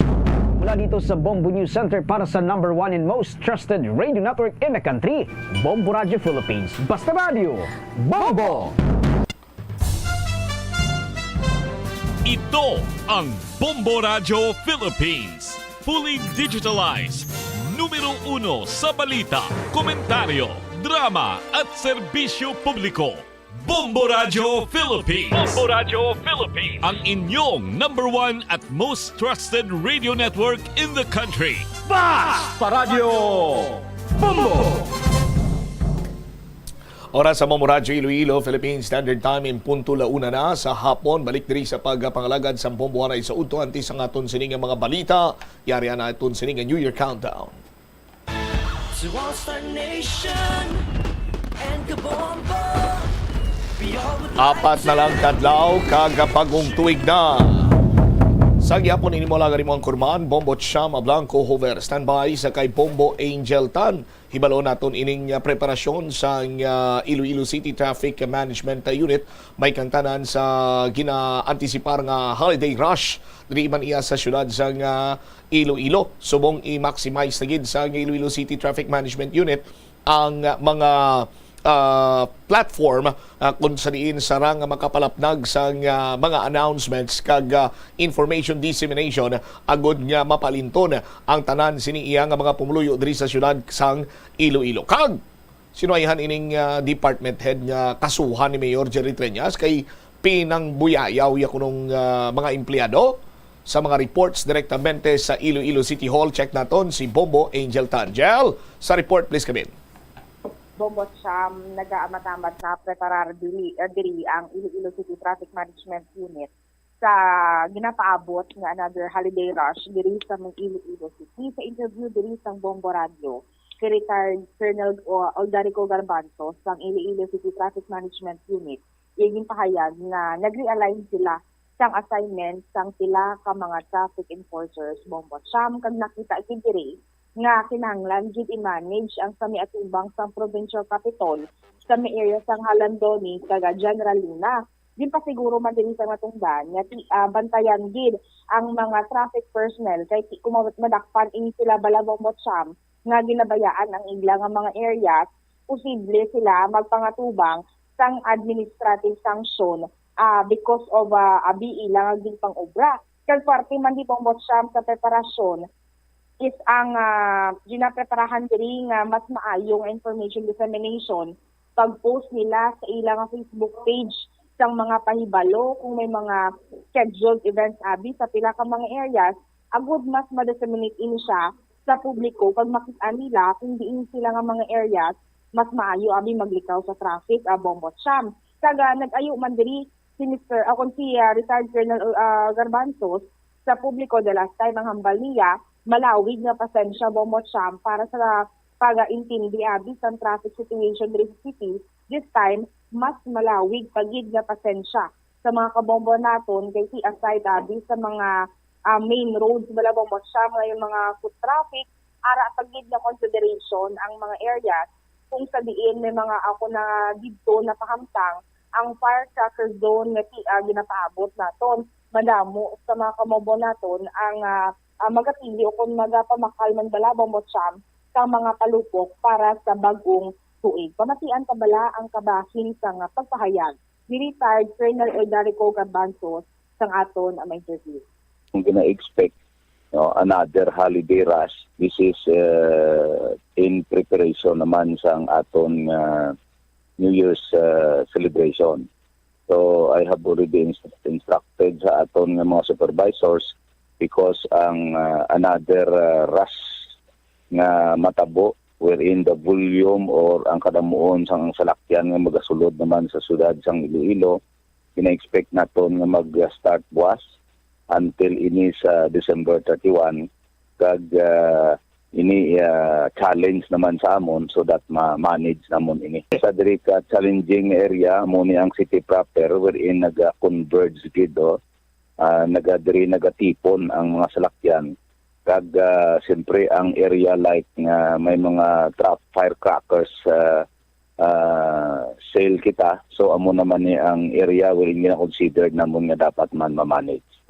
Kami una-una is ang tanan nga mga scheduled nga mga activities, hindi ko ma-memorize pero I think there are scheduled activities wherein dapat ma-posting naton like ang mga pahibalo or mga traffic advisories naton nga dapat ma-posting naton so that ang mga travelers naton nga sulod sa syudad sang Iloilo kung pwede sila ka-take sang other alternate route.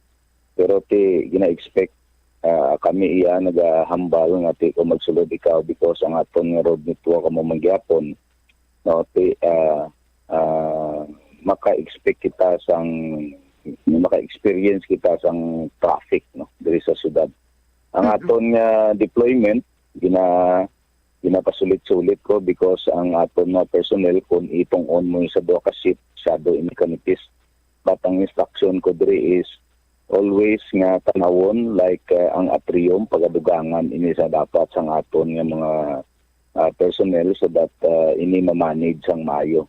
Kay kung wala sang personnel dira pag hindi ina matutukan no, makita naman ninyo ang lessons learned namon sang before sang Pasko is grabe kagutok ang ining area. May mga area like diri sa General Luna, Kagalanduni, Desma, so dapat those are priority area wherein gana realign nato ng aton nga mga tao. No, that is why ang instruction ko pag wala ako sa may makita sa akong instruction, somebody should explain no ang supervisor kag ang na-deploy nga personnel. Okay. So bali sir, got na day full deployment concern no all throughout halin sa days before sang New Year celebration, Sir Garbanzos? Yes, no. Ang ano naton diri is we are on kung sa police pa heightened alert kita. So ang priority naton is dapat ma-manage ang traffic. Dapat sa mga traffic choke areas makita gid ang aton nga mga traffic enforcers no nga naga-manage ang sina nga lugar. Dapat maging may visibility best sila so that concern naman ini sa ilang public safety kag lalo na sa gabi na wherein dapat madiparahan sila sa aton nga mga road use. Okay. Sir, last time nag-ayo ka sang malawig nga pasensya para sa mga commuters kag mismo publiko para sa pangatubangon sir nga traffic situation sa city. Sir, subong ang posible pangayoon sir sang traffic management unit mas malaba pagid o kon pinakabalaba gid nga pasensya sang publiko sir. Yes no, ginasulit namon ang Iloilo City is the convergence ini sang nan nga mga taong nagapamalakal. Okay, ini siya is the center of the region. Ang amon ginapangabay is mag-follow kita sang traffic rules. Pati kung before to sang Christmas Eve or before sang Christmas, there's a lot of issue like sa traffic. Subong iya ginapangayo pag ginamon ang siguro malaba gid ninyong pasensya kung mas malaba because kung nagsulod ka mo sa syudad sang Iloilo nag-starting buwas kag sa nagapalapit nga New Year's Eve no maka-experience kita sang volume sang traffic. Bombot siyam na batian sa mga kabombo naton ang kabahin sa pagpayag ni retired Colonel Uldarico Garbanzos sang ato na interview. Ti kabay pa Bombo Angel no nga ining mga previous nga mga makabig naton na overwhelm ang bago nga pamunuan sa Iloilo City Traffic Management Unit ti hindi na masulit kag ma-maximize na ang tanan sini nga mga medios posibles for information dissemination gel.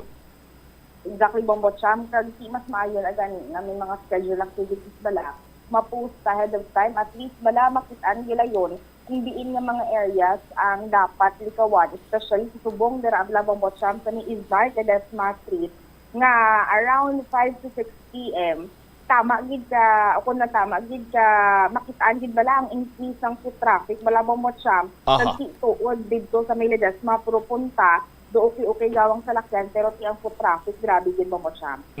Okay, now, luyang naton may baluan kido may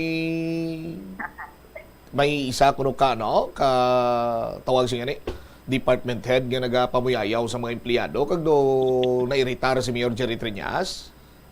Actually bumot siya sa ginpatigayon diri nga meeting sa mga department heads nag-aso kag pangakig naman diri si iniilog si Mayor Jerry Triñas sa nahibaluan diri sang alkalde sa mga kabombo naton nga may isa kuno bombot siyam ka department head nga ginakigan ang kaupod niya sini sa obra isa man ko officer Kay man, ang obra kuno nga para sa iya, sa department head ni Momocham, ang nagagwa, dugin agaw kuno sang officer nga ni, kagambal diri ni Mayor Jerry Treñas, nga kung kung may question gid man, ang department head diri sa pag-assign ni Mayor Jerry Treñas sa isa ka officer, dapat nagdiretsyo siya kay Mayor Jerry Treñas. Patagli sa alkalde, wala sang may sinuman ang may diber balabong Mocham nga questionon kung sino ang hatagan sang alkalde sang trabaho. Kaya ngambal niya diri nga gin-assign niya ang trabaho sa mga department head, sa mga officers nga pamatyagan niya makahatag sang maayo nga resulta at the same time ginasaligan niya Bombotcham. Kag ang problema diri ang Mayor Jerry Treñas, pasalamat lang gid ining department head kay wala siya ginfailan sang alkalde sang kaso. Kaya pamangkot niya pagani diri Bombotcham si Attorney Hill kung posible gud man madutlan sang kaso ang department head. Ambal ni Attorney Hill nagkrukadlaw pasugay Bombotcham kag thumbs up sign nga tsakto gid na do mo na bala nga sinyas bala Bombotcham. Kag si ang gintawag diri ni Mayor Jerry Treñas nga non-performing asset ini siya. Ngati ambal niya nga kalaway nga galakat ini siya sa bilog nga City Hall. Balaan sang iya nga mga upod nga non-performing asset siya bala Bombotcham. Kag ti amon ang ganing hambal sang alkalde nga dapat hindi siya magreklamo kay kung gusto niya kay kung mag-amon ang Bombotcham ihaboy sa kuno ni Mayor Jerry Treñas sa Guasang Bintana. Pamatian Agoy. bala Bombotcham. Sus. halin na sa penthouse Bombotcham sa 8th floor sa City Hall. Pamatian ta bala ang kabahin sang mensahe man ni Iloilo City Mayor Jerry Treñas sa department head nga ti wala niya gid pangalanan Bombotcham. Sa tanan, napigid ko ang mga department staff, officers na may mga awards. Palakpakan natin, be. Ang isa ko pa ka mensahe nga ako ang naghahatag sa trabaho sa kung ano man opisina. Waay sa department head nga may deber na mag-question kung sino ako ninatagan trabaho. Kung may problema ka nga waay kaya ginatagan trabaho, ako ya imo kantuan kaglikamuhan kaya ako'y takas bintana. So, klaruhay kita ha, kaya may isa diri ka department head nga ginyaw-yaw yung isa ka officer man naton diri na ginaagaw ko noong Braya. Ako yung kantuin nyo kaya ako katag di. Bilang tibay nyo. Daputa. Kung sino ang may likramo sa akon. Ako yung matag sa trabaho sa tao nga nasaligan ko na may makita ko nga resulta. Kung ay ko yung makita nga resulta, hindi ka kapagatalan trabaho. Ano ka ron? Kaya ako na yan. Pasalamat ka, may takagin pailan kaso, naging pagwa takadiri. Pinang legal din. Gusto, Attorney Hill, hindi? Ha? Hindi ka mo niya maglikramo kung ako yung matag trabaho sa isang opisina, kaya ako na yan nangatag. Huwag kaya deber. Kag mangyaw-yaw ka, that is already a violation of the civil service rules. May kakabalo siguro ha? Amo na kung kisa may bandi yung mga tao gusto magpakita sa ilang na gilas, pailan ta kaso, liwata, hindi ka na mag-tilaw sa akon, liwata kay pailan ta kaso, ako ma-file kaso si mo sa civil service. Unless nga ihaboy na kasmintana, hindi mo na boy na kasmintana, way na kaso. So, liwat, klarohon ta. Ang mga performing departments, kapaslamat din ko sa inyo. Ang non-performing asset, NPA, PNPA ka da. Lakat-lakat ka di. Bilog na City Hall, kabalo na NPA ka. tindog ka kung gusto ka mapakilala para palakpakan ka namon. Pero kilala ka sa tanan nga NPA ka, non-performing asset. Pasalamat ka nga way takangin pailan kaso. Hindi ko kauyon sa may mga yaw-yaw. Ang yaw-yaw, ubra na sa mga bastos na tao. Kung gusto mo, ihaboy ta ka sa bintana. So, gusto na, kaya bago lang po angioplasty. Kasi iliwaton mo ko angioplasty. Kalma. Yor, kalma lang, Yor. Yor. Hindi patama karon mabughat ka. Pero curious kid ko, sino ning non-performing asset dira sa City Hall man? Tanan ko no nakabalo, tanan ko no nakakilala na ni siya. Sino ining non-performing asset dira sa may City Hall? Kag kung nang tawo nato ng sitwasyon, Bombo Angel, maka gid man, maka pambalaton, makasaraklaw gid man kay department head ka tapos may gintulinan niya si mayor nga isa ka officer nga magtrabaho sa imo sini nga trabaho. Makasaraklaw ugaling kay ti sa punto sang alkalde may gintulinan sa iya sang obligasyon kay ang ginatumod ni mayor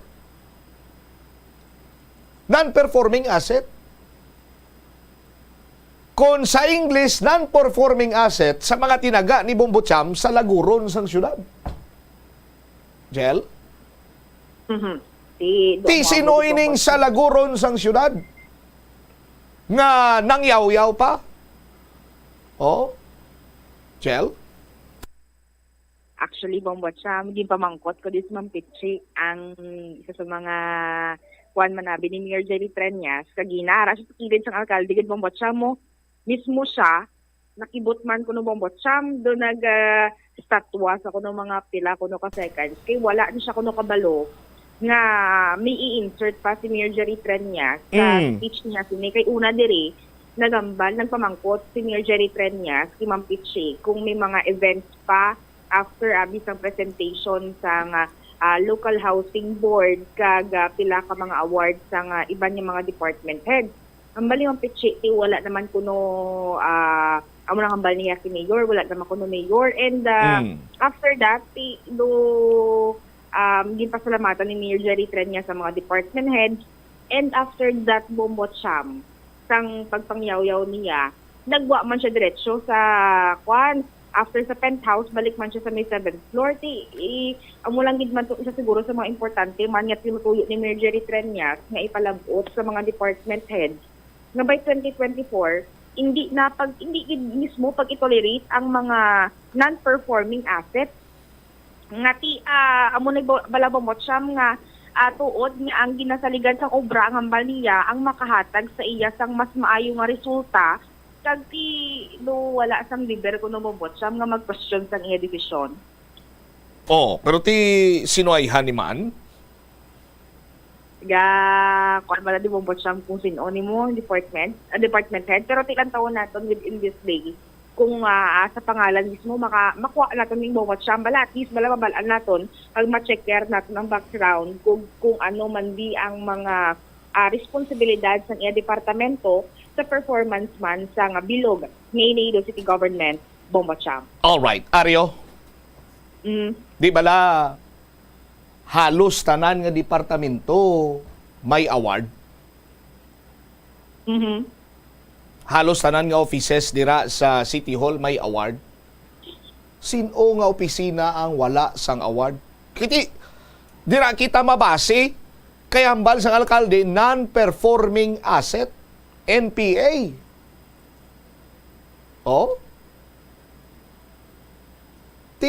Sino ayhan nga department head, ano ayhan nga departamento ang wala gidya sang award? Bisan kalabasa award lang ko nang kilala ko. Why gid siya ko no? Ano ayhan nga talatapan or departamento na Bombo Angel man? Actually, bumotsa sa ina sang nagapakit si Mayor Jerry Treñas, ni Ara ko, in mind kung ano nga department. Pero siyempre, investigaran tanay, ilang taon tanay, kung ang lead amugid manakag kung ang exact na department. Di kaglang taon natin bumotsa ang mga ebidensya. At least bala sakto and precise kid maning hambal ni Mayor Jerry Treñas na non-performing asset ining department. Ako ng departamento bumotsa. Ikaduha, babae bala ini o kung lalaki? Blind item. Oh. Ti department head mo. Di ba? Sa posisyon nga department head, ti why man dira mas specify kung babae or lalaki, department head mo lang dira nakabutang, pero ti ang natumod ni Mayor nga department head nga non-performing asset nga nagpamuyayaw sa tawo nga gintulina ni Mayor Jerry Treñas ang obligasyon sa iya sining opisina, no? Ti patal pang istorya magluwas sa kaso. Ano iaboy ako no sa bintana dito sa halin sa 7th floor? Wow, penthouse. Sa penthouse? Sus. Masakit-sakit gawa ning hurog paas ni sang department head gani pananglitan. Jel? Dapat bumotsa ang balantayan man kay ito sigit Mayor bumotsa kung pati ang mutugo yayaw ya. Pero may clue na ko. Gidi ko bi. May clue na ko ya, Jel? Kung sino? Sige, sino na. Ti ara ka to kagina sa department heads meeting, aw? Ara, ini nag-chat isa ko. Wala basta kilala, yung ako na bumotsa. Hindi, namin ko ara ka to sa department heads meeting. Ara bumotsa. Ara ka to? Ang ginatumod ni Mayor, ara man dito. Kadiin banda bumotsa. Kaya picture ko di mo mga right side o left side. Ang ti lantawaman balang birada ni Mayor, oh? Matulok siya sa right side, matulok siya sa left side, matulok siya sa atubang. No? Pero ako ya sigurado ko, Bumbo Angel, nga ang ginatumod ni Mayor nga NPA, non-performing asset, nga nagpamuyayaw sa isaman ka opisyal nga gintulinan sang alkalde, no, sang obligasyon nga ang ihaboy sa bintana, ara man dito, Bumbo Angel.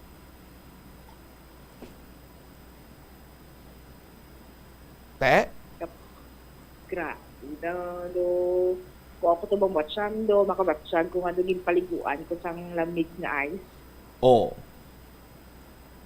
Yang ba ko pa kung ano kolor bayo ya? Sige. Hindi na. Pilita ko Chat lang ka doon. Ihambal ko pagid kung babae siya o kung lalaki.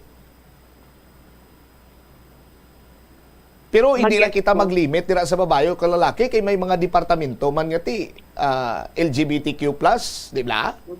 Babae. Kung naman ba siya mabasang kilala ko, di ako nag-chat ito. Nag-chat sa babae ko, no? O, ti may isa na takaklo babae. O. Ang imo sining source na A1 na? Credible pa sa credible pa ba siya? Credible pa sa credible. Bauti do properyo ta source aw? Ga-chat man si mo? Oo, chat man sakon. Typing naman sa gaibong batsa mo. Oo.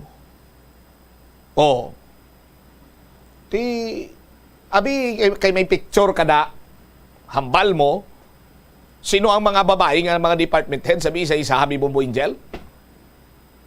Daran ko sila bong batsa sa different sides dito. Ang makita mo lang nga department head sa nay sinobe? Basta babae? Madamo ni Bombot Siyam ang arati ang taga City Budgets Office. Ang kita ko man di ang taga City Accountants Office. Kalabanan diri sa atubang mga lalaki ni Bombot Siyam mo. Mayara man sa may City Health Office pero layo-layo ni sa gawa nga side. Ang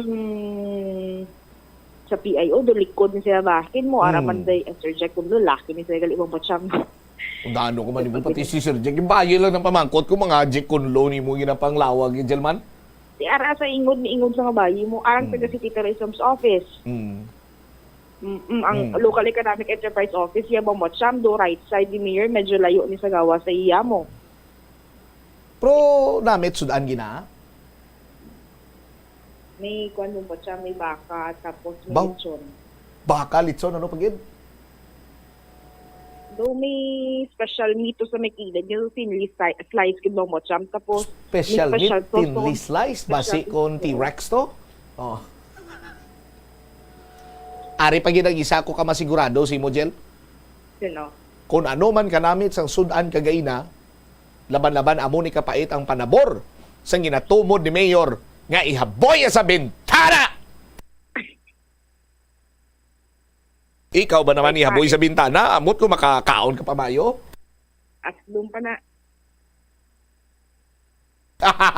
may may nag-message din sa ako isa ka department head, no?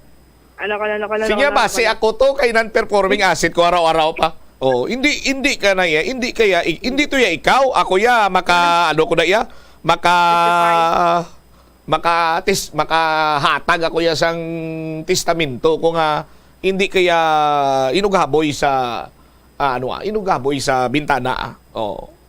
Amo nang bala sa akong bombot siya, makilala mo nga na, nag-chat man sa ako, dati ako na. Do kalayo man, ako. Oo. Ti babae na ang gatchat sa imo kag ang gatchat ko sa akon di lalaki niya. Lalaki man ni bombot siya, ah. Ha? Ang kilala tan nga duwa. Hindi namin ko gani ang ihaboya ni Mayor ang ginatumod niya nga NPA di bala ang hambal sang imo sining A1 Kilala. informant bis babaye. Babae ko naman siya. Tiyang nag-chat ni Saton nga basi siya kunong non-performing asset lalaki niya at hindi ni siya. Hindi din siya. Active din siya bombot siya. Kaya mo na sa mga kapambananton, balantayan man diri kung sinoning department head man abi ang ginatupo ni Iloilo City Mayor Jerry Treñas kag bombot siya man tawon naton. May department head man kuno nga account. May department head man kuno nga executive assistant. Ano bombot siya? Executive assistant? O executive assistant siya at the same time department head siya. Wala. May ara kun wala. So far sa encounter ko bombot siya, do wala man. Why no? At if nag-focus lang din sa department head gali. Laban yung bombot siya. Uy, kiti department head lang ang bali mayor mo. Nga gilakip ko pa rin mga executive assistant yaman. May spill pagid ko bombot siya nga ti. Sa pagid ni. Matian ko man, nagkulo pamangkot man kita dito. Nga, di ba, sang hospital si Mayor is like around last week sang November. Tapos first week is birthday niya. Do mga dito, gid ko nga time bombot siya, do wala nag-ayuhay ang mga department heads. Ang mga department head? Oo, do medyo hindi ko sila united. Kado, lain gid yung bombot siya, do wala asang minagakwan sa ila. Do minagahugpong wala, mandate ko ng obrahon nila, do mansig man bala bombot siya. Wala do kagamo, kagarot, gid ko that time bombot siya. Hambal sang source ko. Pero kabalo ka, Jel. Sang amo man to nga mga chimpo, hindi lang kay department head ang daw wala nagailinsindihan ay pati kuno mga executive assistant wa man kuno gainsindihan ay naglabot pa gani kuno sa punto nga daw may malabutanay. Physical gid yung bukod siya. Physically, yes. Wow. Muntik na tani. May kwan ba? May kwan gali ito bumot siya. May muntik ka di gali may ara nga boxing fight. Hindi lang boxing, wa lang kita kabalo basi kon mas intense pa sa boxing. Nagabutay? Hindi ko lang matubod gid pero labutan na gid kung tani kuno mo. Tama, di ka intense bumot siya magamunay. Lain gid ya kung ara si Mayor Jerry Treñas kay tiido at least wala may nagasaway balaan kung anong direksyon wala bombot siya. Pero with this one, do kalaw ay tuod nga ang panabor mo sang lechon, do kwan, do ang palaya bala. Kay siyempre, balaan mo man deep inside, bis ka wala nag-mention, bis si Mayor Jerry Treñas directly siyang pangalan mo. Pero ti, ang mga nakabalot ng storya, kag ti mismo ginkigan ka sa atubang sang akon sa atubang sang madamo ang department heads do matunaw kung hindi bumot siya. Depende kung matunaw, pero from the looks of it, do nami man timo ya. Baka dito siguro bumot siya mo. Nami to siya kay na. Baka. Sa amon to ya steak, no? Mga premium steak ang amon sila nga ginakaon dyan. Ang kilala ko abi mahilig sa sa medium rare, pero ako ya sa medium basta why lang Medium rare? basta lutuan yun na pag gusto mo. Kabudlay mo po doon no. Oh, ang mga wagyu beef na ay sus Maria kagusip na patoka ko lang na to sa mga sinakpan ko, Jel. Kaya mo nabumot siyang bantayan naton kung mga taon naton and ma-investigate man kita kung sino ni nga department head abi ang ginatumot sa alkalde. At the same time, checkero naton kung ano nga mga parts na non-performing asset in siya sa bahin sang Iloilo City Government sa mga kabombo naton. All right. Ini si Bombo Angel Chillertan para sa number 1 and most trusted radio network in the country, Bombo Radio Philippines. Basta Radio, Bombo. Salamat kid Bombo Angel Tan. Medium well, no? Amo na gali ang ginremind ko sang kilala ko siya ang ginakaon mo perme is medium well. No, kay ang iyam tawag siya gani medium rare. Ang iyaya, akon medium well. Pero subong, well na lang. Well, mayo man mayara. Well, mayo man wala. But,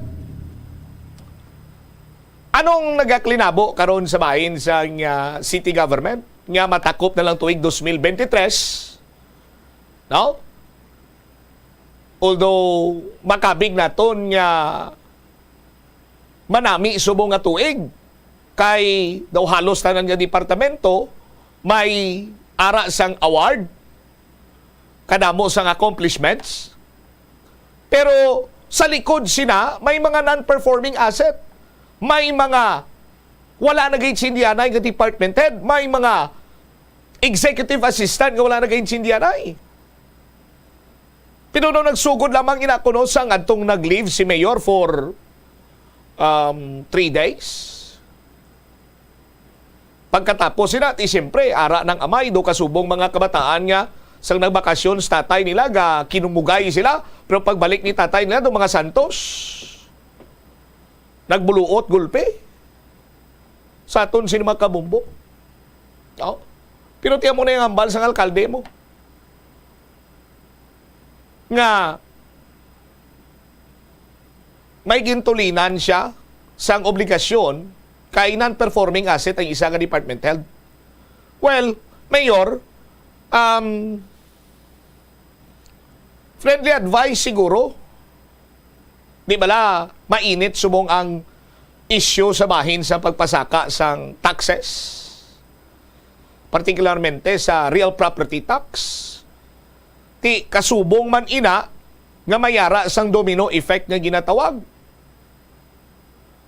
Taas si real property tax, so on and so forth, ang mga establishmento komersyal, ang mga boarding houses, mapasaka man sang ila siniyang panukot.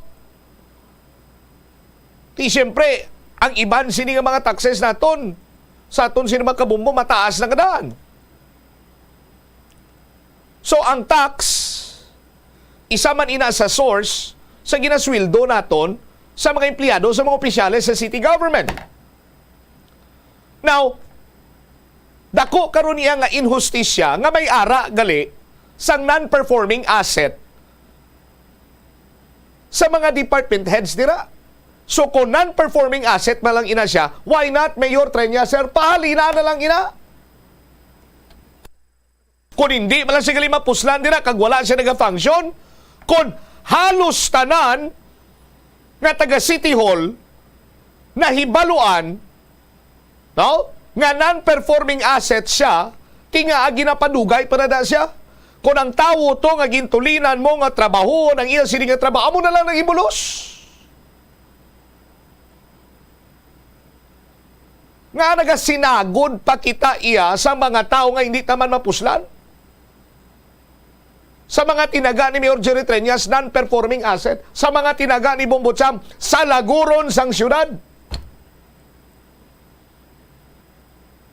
Ano ba lang silingon sa tinaga nga sa laguron? No? Ginasagod. Hindi mapuslan. Wala kontribusyon sa laguron. Oh? Tikon, why man lang sa may mabulig na sa city government? No? Halos kung ang tax abi himuon nga punyong, sos Maria Kagusep.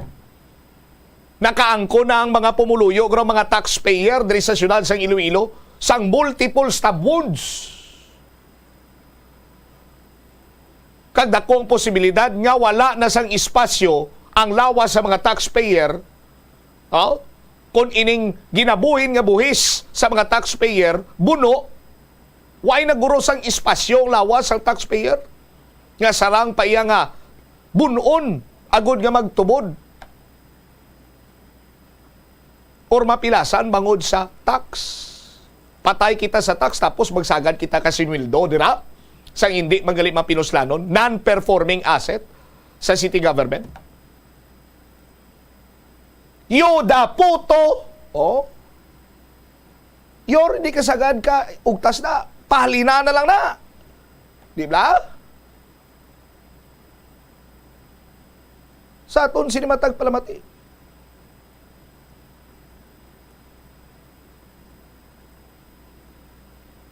Kay, hindi mayo. No? Nga nagakadto sa walay pulos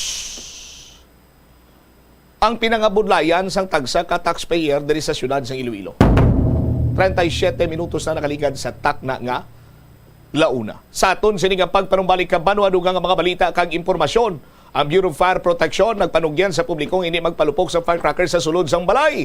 Ang Iloilo City Police Office naman nagpanumdum nga maglikaw sa illegal sini nga palupok. Proactive measures igapatuman sa pila ka mga areas. Balikan tayo ni matapos sa pila ka importante nga mga panumdum. The Farmers Bazaar, your traditional public market with the touch of Plazuela Dos, ang isa ka lugar nga gintukod sa tion kag sa kasagsagan sa COVID-19 pandemic nga may tinutuyo nga maghatag sa imo sang safe marketing experience. Subong nga ang COVID-19 hindi nagidman dako nga pamahog kag nagapakadto na kita sa next normal. Rest assured nga ang Farmers Bazaar will further evolve agud nga magpadayon sa paghatag sa inyo sing satisfying marketing experience. The Farmers Bazaar sa lower level tara na pahamtang ang fish, poultry kag meat section para naman sa inyo mga kinahanglanon nga prutas, utang kag iban pa, magbisita sa upper level pinaagi sa paggamit sa hagdanan o kon sa pagkadto direkta sa parking lot. The Farmers Bazaar, your traditional public market with the touch of Plazuela Dos. Plazuela de Iloilo Bill Board of Activities for December 24 to 30, 2023. Sa siningang Biyernes, ang Binhi Band, Iloilo's premier rock band, ang magapanumbalik to set your mood for the long holiday sa 2 ka oras nga rock blitz sa Thank God It's Payday. Mangininyo sa Disyembre 29, umpisa alas 6 sa gabi. Sa ining nga Sabado, ang Frets Band from Bacolod na magapanumbalik para maghatag sang ila ulihi kag one of their best performances in 2023 sa 2 ka oras kag 30 minutos nga musical extravaganza sa concert at the Plaza, blasting off at 6 p.m. on December 30. Sa tion sa musical show, napulo ka mga matahom nga Plazuela de Iloilo Christmas Edition mugs kag iban pa ay gaparafol sa mga suki sa Plazuela de Iloilo. Sa Disyembre 31, Domingo, imbitadong tanan nga mangin kabahin sa Eucharistic celebration nga paghiwaton sa mga adlaw sa Latoda alas 11 sang aga. Sa tion sang misa, ipangamuyo naton sa Ginoo nga ang selebrasyon sa pagkabunag Ang kabay magahatag sa aton sang panibagong nga kusog to face our problems in life. January 1 is the feast of the Solemnity of the Blessed Virgin Mary, Mother of God. Sa among adlaw, imbitadong tanan nga mangin kabahin sa Eucharistic celebration na pagahiwaton sa Latoda magasugod alas 5 sang hapon. During the Mass, pray to God through the intercession of the Holy Mother nga hatagan kita sang kaisog kag kusog agud pangatubangon ng tanan nga mga challenges sa year 2024. Plus one di Iloilo, one with you in the common hope for a better community and a progressive country in 2023.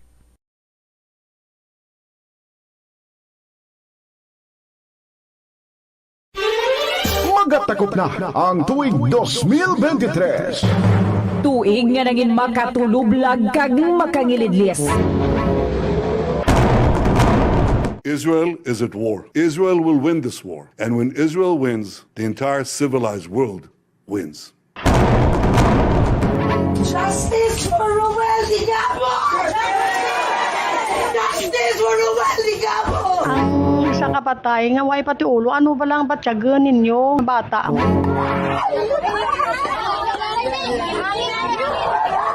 That portion of the road ay condemn na at abandon na. Let the spirits of those who died there rest in peace. Lagi kami nakuha kayo ng simbang gabi kami tanan mo. Yan pala kaming ubus na kung tutulog. Nangin magkaulugot kag magkahalamot. Kung sino man na kumukontra sa confidential funds ay kalaban ng bayan. Sa itos katao, papulihon nila sa sampangka, papyon nila sa dumangga. Stupid. Hindi ko yan mag-tolerate na tawgon mo ko stupid, tawgon mo ko gago. So if kabulat sila sa winner, same as true sa amon. Ang gusto nila, gusto manamon. Mga palangga, seryoso tayo ha. Ito pala ang pinakabagong training ng mga terorista. Nangin makagalaniyag kag makakuluniyag. Michelle Marquez, Filipinas! The Philippines will go into the gold medal round! What a comeback by Giles! And the CMMA goes to Good Morning Philippines by Bombo Radio Iloilo, Bombo Radio Philippines. Salamat kay God. Ako pala si Evelyn Taguba, drum draw winner ng 1 million pesos. Basta Radyo, Bombo. Aton balikan ang mga istorya nga nanging sentro sang tuig sang Kuneho. Paagi sa The Bombo Year-End Report 2023. Igadulong sang bugos nga puwersa sang Bombo Radio Iloilo. Bantayan ang kompleto kag komprehensibo nga presentasyon sang mga nagapanguna nga mga istorya nga nagtayog sa tuig sang Kuneho. Mabatian sa Enero 1, alas 8 sa aga. Kagang replay, alas 7 sa gabi. The Bombo Year-End Report 2023. Dili lamang sa number 1 and most trusted radio network in the country, Bombo Radio Philippines. Basta Radio Bombo!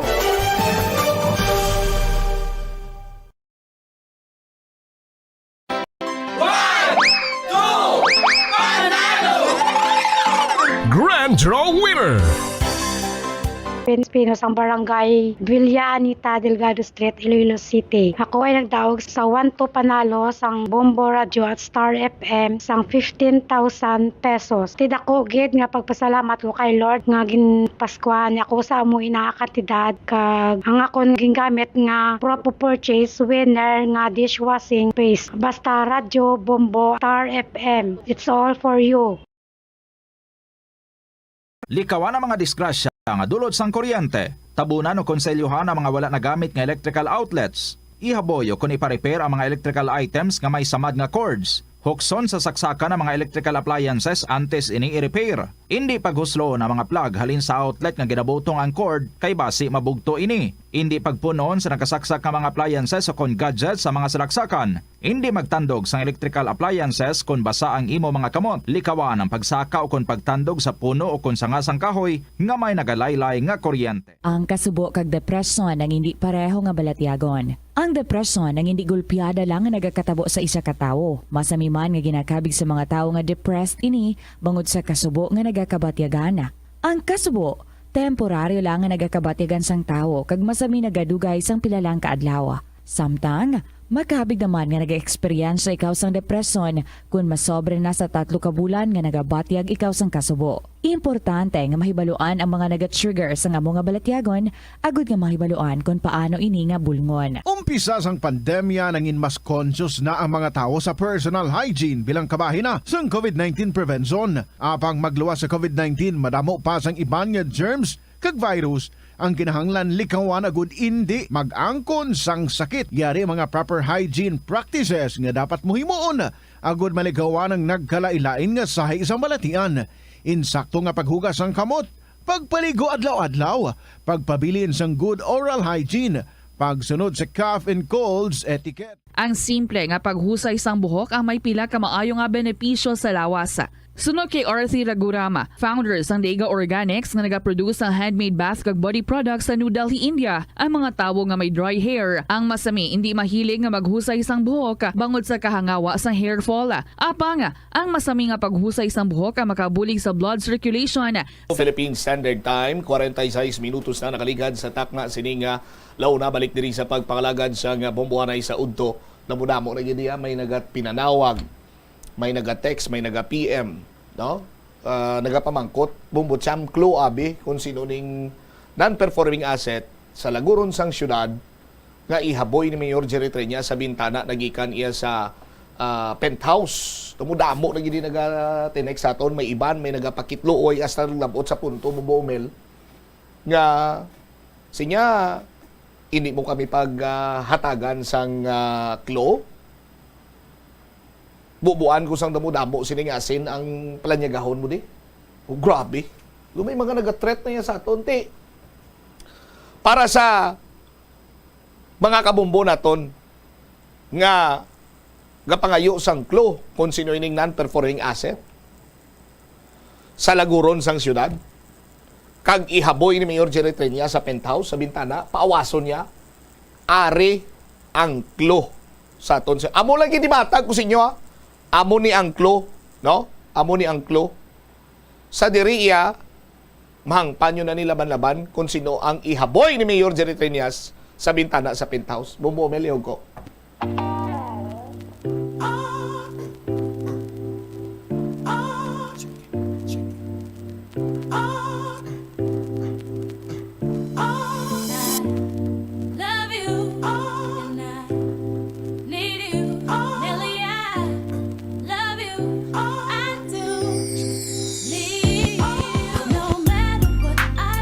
Okay na, Mel?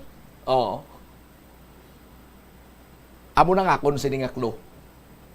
Gayom na si Bumbo Mel, bala niya ni Guro kung sinong yaboy ni Mayor sa penthouse mo. Oo. Bala nyo na kung anong klo. Oo. Kita mo, may nanawag naman kay Bumbo Mel, oh. Oo. Bala nyo na kung ano ang klo. Isa pa gid, sus Maria kagusip, sobra-sobra na gininyo ya. Oo. Kung bala nyo kung anong title sa itong ambanon, amo na na angklo. Oh, tama na. Oh, bisan bubuan nyo pa na ka damo-damo nga asin kag kalamay ang akon ka planyagahon. Pero amo lang inamatag ko sa inyo, tama na. 48 minutos sa nakaligad sa takna nga launa. Check ko na this time, balita karon ni Bombo Gladwin Gustilo. Ang Bureau of Fire Protection nagpanugyan sa publiko nga hindi magpalupok sa firecrackers sa sulod sang balay. Oh. Gabi sa report ni Bumbo Jomar sa Suna. Nagambal to si Bumbo Cham nga, abi Bumbo Jomar, sino na nag-oro-advise mo nga mapalupok sa firecrackers sa sulod sang balay? Oh, may lang may nangingambal ni Bumbo Jomar kung sino nag-advise siya, no? Check na si Bombo Gladwin. Glad sa report, please come in. Champ, sa karon nagahilapit na lang ang pagsugalaw manaton sa bagong tuig, kim pangabay gid no sang Bureau of Fire Protection aba mo champ ang publiko nga hindi magamit o kon magpalupok sang bisan ano nga firecrackers sa sulod sang balay. Sa interview sang Bombo Radio kay Iloilo City Fire Marshal Melanie Habawel, ang Fire Chief Superintendent ng Iloilo City Bureau of Fire Protection, Bobo Champ, iyagin payag nga wala ginabawalan bala sa ahensya ang publiko nga mag-usar sa mga legal nga palupok apang kinanglan nga magamit sini hindi mahalitan ang kaugalingon o kon magtugas ang sunog. Dugang pa ni Habawel nga mas maayo pa nga hindi na lang magamit sang palupok kag usaron ang alternatibo nga pamaagi kaangay sang pag-usar sang kaldero o kon pagpulpog sa mga pertahan sa paghimo sang gahod. Sa mga balay nga human sa nipa, ang atop Labo Champ kagahuman man sa amakan ang dingding ginapanugyang ni Habawel nga bason ini sang tubig agod nga sa tion nga ini mahulugan sa ang atop o kon maigo sang palupok ang dingding hindi galayon ini masunog. Ti nagapabilin Balabo Champ nga red alert ang Bureau of Fire Protection nga na magalawig tubtob sa Enero 4 sa masunod nga tuig.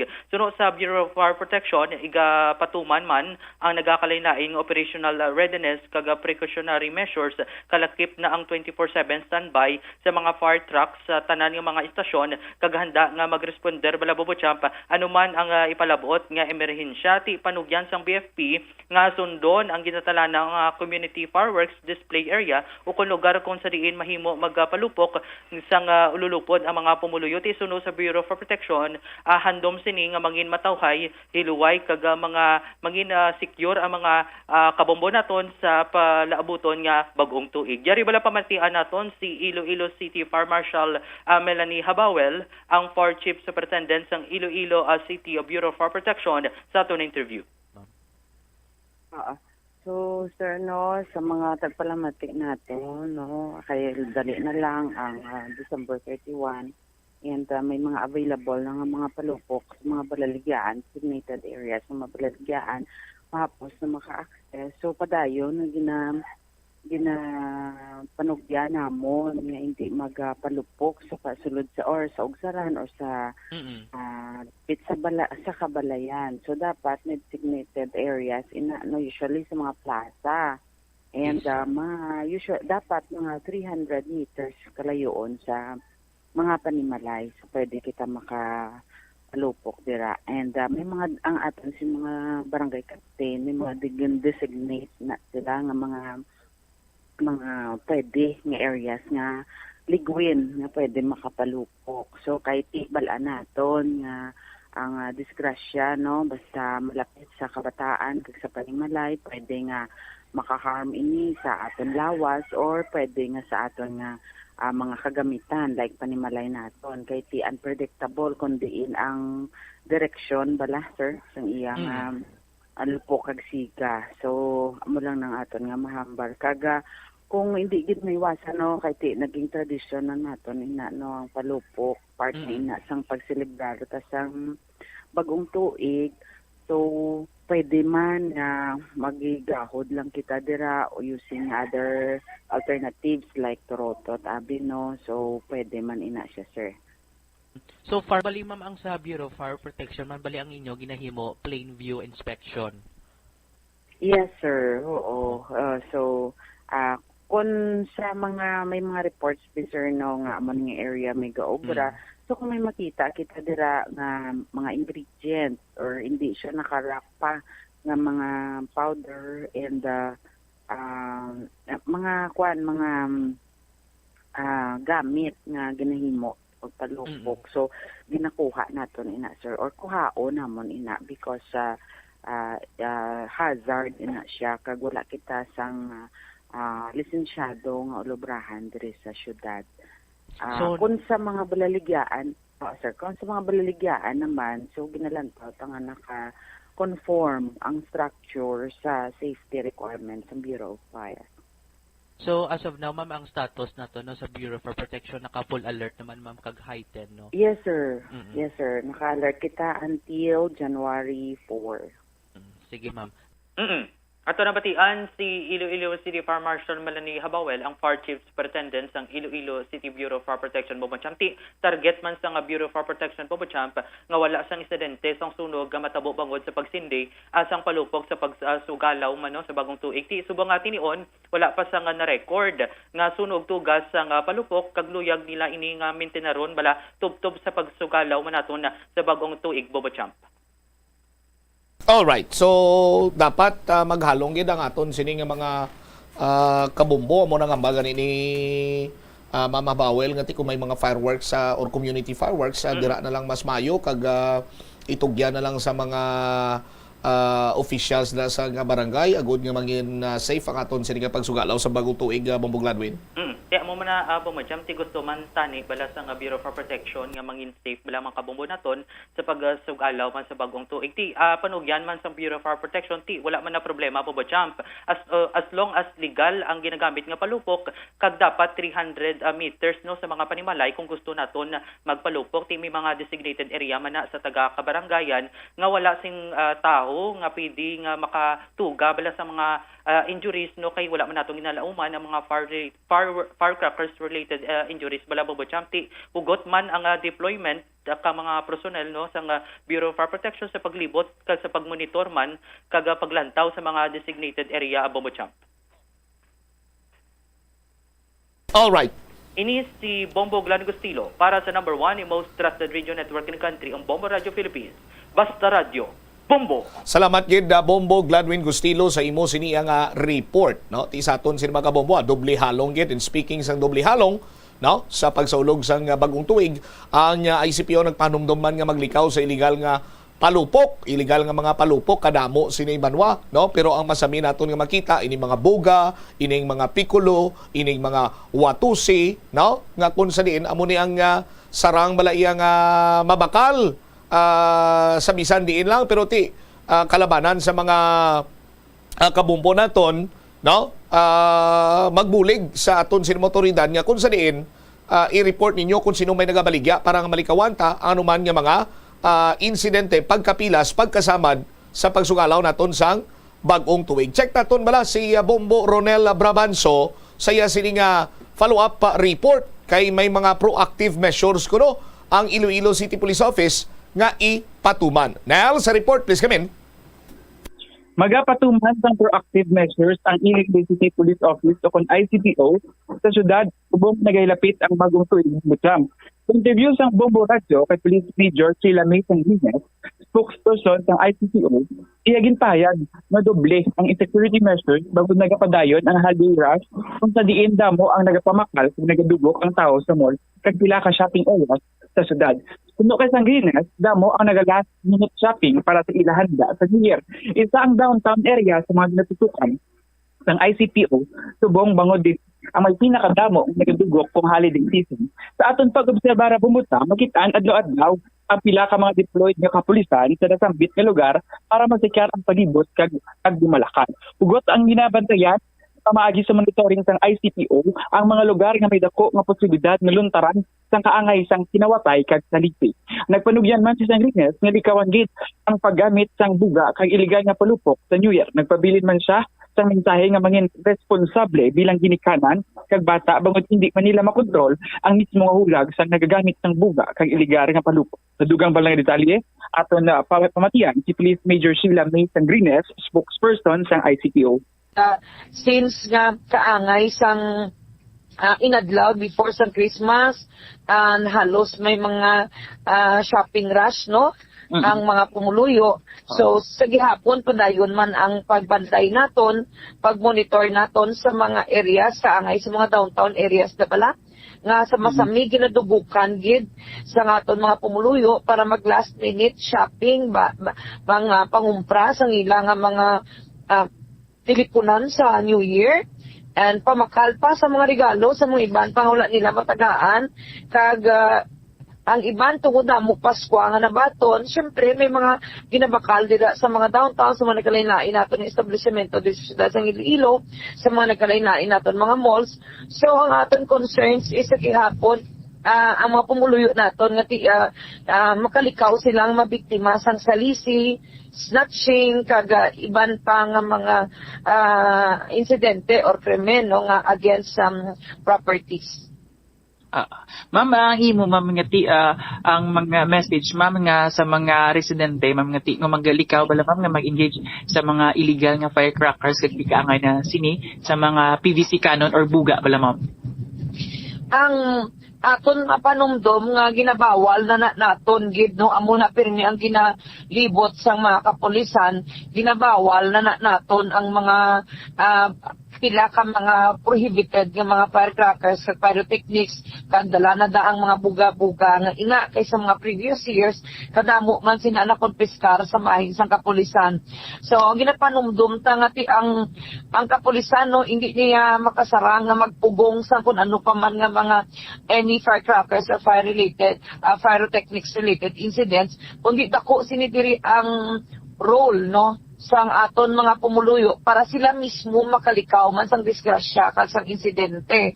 So ginapanumdum tagit na kag gina-remind ang tanan nga ti mangin responsable kita no sa aton kaugalingon kag ilabi na sa aton mga kabataan nga katapo sang aton pamilya tumaan ka peligroso kag masubok nga may pila kita ka mga katapo sang pamilya nga mautas o madulaan sa kabuhi or mahalitan or madala sa ospital kasunod sa pagsugalaw nato sa bagong tuig or mabuhinan sa nga pila ka parte sang aton nga mga kalawasan tungod kay nalukpan, tungod kay ti nagpinadungol, pinasaway kita. So sa liwat may mga community areas kita, may mga designated areas nga pwede kung sa diin sila makapalupok sa mga gina-allowed no nga ipalupok. So hindi na kita likawanag gid naton nga bisan diin lang kay kapulisan pa dayon gid nga mag-monitor sila no kag magasaway gid sa ila. Nabatian si Police Major Sheila May Sangriñez, spokesperson sa ICPO Bumuchap. Why naman sang may nagkulang pa sa aton sa pagpa-alinton pero amo na gani ang aton sini nga trabaho magpaibalo, magpaalinton sa mga kabombo naton. Ikabay pa mangin responsable man na ang tagsa sini iya ka panimalay no nga hindi pag itolerar kung may mga nakita dira nga may mga ginagamit sining ginadumili nga mga palupok sa pagsugalaw sa bagong tuig Bomoronel. Amo gani Bumucham no ti gininyo gani ang ginikanan gid bala ti almost sa mga nagagamit sini ti kabataan ang ilabi na gid blang sa mga buga Bumucham. Ini si Bombo Ronel Palencia Brabanjo para sa the number 1 and most trusted radio network in the country, Bombo Radio Philippines. Sa radio, Bombo. Salamat gid Bombo Ronel sa imo sining follow-up report. Lapaw nakikita sa latin sa aton sining pagpangalagad. Standby na kamo sa kahapon lamang program. Kaupo naman sa kay Tita Richie. Isimomot siya, Blanco Hover, gabilin sa imo sang manenay nga hapon. May God bless us all. Para sa the number 1 and most trusted radio network kinakantri ang Bombo Radio Philippines. Basta Radio. Bombo! The Farmers Bazaar, your traditional public market with the touch of Plazuela Dos, ang isa ka lugar nga gintukod sa tion kag sa kasagsagan sa COVID-19 pandemic nga may tinutuyo nga maghatag sa imo sang safe marketing experience. Subong nga ang COVID-19 hindi na gid man dako nga pamahog kag nagapakadto na kita sa next normal. Rest assured nga ang Farmers Bazaar will further evolve agud nga magpadayon sa paghatag sa inyo sing satisfying marketing experience. The Farmers Bazaar sa lower level tara na pahamtang ang fish, poultry kag meat section para naman sa inyo mga kinahanglanon nga prutas, utan kag iban pa, magbisita sa upper level pinaagi sa paggamit sa hagdanan o kon sa pagkadto direkta sa parking lot. The Farmers Bazaar, your traditional public market with the touch of Plazuela Dos. Plazuela de Iloilo Bill Board of Activities for December 24 to 30, 2023. Sa sininga Biyernes, ang Binhi Band, Iloilo's premier rock band, ang magapanumbalik to set your mood for the long holiday sa 2 ka oras nga Rock Blitz sa Thank God It's Payday. Mangininyo sa Disyembre 29, umpisa alas 6 sa gabi. Sa ining Sabado, ang Frets Band from Bacolod na magapanumbalik para maghatag sang ila ulihi kag one of their best performances in 2023 sa 2 ka oras kag 30 minutos nga musical extravaganza sa concert at the Plaza, blasting off at 6 p.m. on December 30. Sa tion sa musical show, napulo ka mga matahom nga Plazuela de Iloilo Christmas Edition mugs kag iban pa ay gaparafol sa mga suki sa Plazuela de Iloilo sa Disyembre 31, Domingo. Imbitadong tanan nga mangin kabahin sa Eucharistic celebration nga paghiwaton sa among adlaw sa Latoda alas 11 sang aga. Sa tiyon sang misa, ipangamuyo naton sa Ginoo nga ang selebrasyon sa iya pagkabunag ang kabay magahatag sa aton sang panibagong nga kusog to face our problems in life. January 1 is the feast of the Solemnity of the Blessed Virgin Mary. Sa among adlaw, imbitadong tanan nga mangin kabahin sa Eucharistic celebration nga paghiwaton sa Latoda magasugod alas 5 sang hapon. During the Mass, pray to God through the intercession of the Holy Mother nga hatagan kita sang kaisog kag kusog agud pangatubangon ng tanan nga mga challenges sa year 2024. Plus one di Iloilo, one with you in the common hope for a better community and a progressive country in 2023. Nga ginadubilian ang illegal nga droga. Makamamatay. Ang nagagamit sang shabu posible mapatay tungod sa cardiac arrest o kung hindi gani tungod sa drug overdose. Makaguba sang lawas. Makadulot ini sang pagkaguba sang kidney o kung pag-angkon sang hepatitis. Posible man nga malatnan sang acquired immune deficiency syndrome o kung AIDS. Maglikaw sa illegal nga droga para sa matawhay kag malinong nga komunidad kag pamilya. Masami ka man bala sa gihapon makabaton sa mga mensahe o kung mga nagahambal nga nagdaog kamo sang dako nga kantidad apisar wala naman kamo sang may ginintrahan nga naman yung raffle. Kung huo ang imo sabat, ignore na lang ina nga mensahe kag hindi na paghatagan pa sang kahigayonan nga maenganyo kamo kag mahulog sa ila nga pagpanunto. Ini ang modus sa mga kawatan nga kung kamo ang mahulog sa ila malain nga plano, amo na ina ang pagkuha nila sang inyo nga mga personal nga impormasyon. Apang hindi magkabalaka bangod mayara sang layi nga nagabulig sa mga biktima sang financial scam. Isa ka man bala sa mahilig magsuksok sang skinny jeans? Manami ini nga isuksok bagod nagahurumagi ng kanami sang legs sang isa katawo. Suno kay Dr. Hilary Jones, Tena Brand Ambassador sa Texas, may dako man nga epekto sa lawas ng lalaki ang pagsuksok sang skinny jeans. Iyaring pila kamalain nga epekto sa pagsuksok sang skinny jeans. Makatugas ang permanenteng muscle damage. Mas maayo suno sa eksperto nga maggamit sang cotton fabrics. Agod mangin komportable kag magkalikaw sa hindi maayong epekto sa lawas sang skinny jeans. Paano bala mahibaloan ang isa ka impormasyon nga nagapatalang? O kun sala?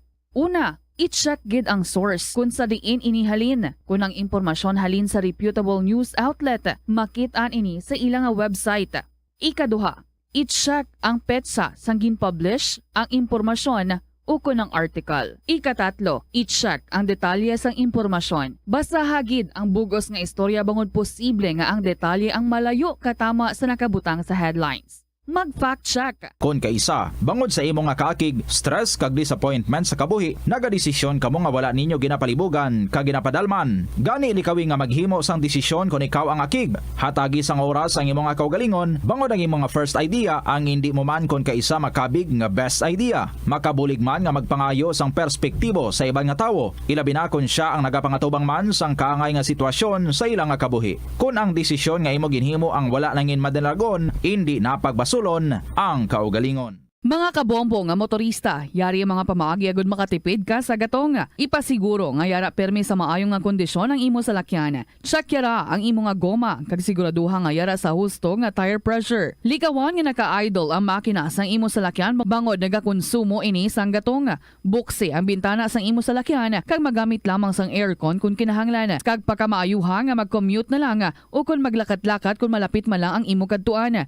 Likawan ang aggressive driving kag padalagan ang imo salakyan sa husto lamang nga kadasigon. Agud makalikaw sa food poisoning o kung paglain sang tiyan, sundo ng ining mga pahanumdom sa pagprepara sa mga pagkaon kag ilimnon. Manghugas ang kamot kag ipabili ng katinlo antes kag pagkatapos ang paghimos. Kung nagamasakit, likawan ang pagpreparar sang pagkaon para sa iban. Siguraduhon nga naluto sang husto ang pagkaon. Kung mahimo, kauno ng pagkaon samtang mainit pa. Siguraduhon ang katinlo sang pagkaon agod ang selebrasyon mangin mas malipayon. Nakasimba ka na bala sa Miagaw Church? Ini ang kilalaman sa tawag nga Church of St. Thomas of Villanueva. Ang construction sa nasabit nga simbahan ang nakumpleto sa tuig 1797. Sa subong, ang Miagaw Church ang isa sa mga tourist spots sa Iloilo. Popular ang Miagaw Church sa detalyado kag artistic sculptures sini nga nagapakita sang Spanish, Muslim kag Chinese traditions. Ang Miagao Church ang gindeklara bilang UNESCO World Heritage Site sang Desyembre 11, 1993. Kung sa imo pagbugtaw, magpalanakit man lang ang imo lawas, basi hindi ka naman namian magtulog. May panugyan ang pain medicine specialist nga si George Gergis. Simple lang. Una, maglikaw sa pagkaon nga nagapromote sang inflammation. Pilion mo ang madamo nga utan, prutas, whole grains kag seafood, bangod ginapataas sini ang antioxidants nga nagabulig sa pag-reduce sang inflammation. Mag-exercise apang hindi man pagpatamaan. Ang movement nagalubricate sang joints gani nga makalikaw sa pain kag stiffness. Ang cyberbullying among paggamit sang offensive kag masakit nga mga tinaga online na ukon pinaagi sa text. Ang bullying ang nagatuga sa kasubok kag depresyon sa biktima. Magluwas ni, magabatyag siya sang kaakig, pagkadula sang interes sa mga butang nga iya naluyagan kung ikaw ang ginbully. Una nga tika nga imo himuon, amo nga magpangayo sang bulig sa tawo nga imo masaligan. Paano ka bala makabulig nga mauntat na ang bullying? Simple lang, don't be a bully. Hindi mag-post online nga makahatag sang sakit sa balatyagon sa isa ka tawo.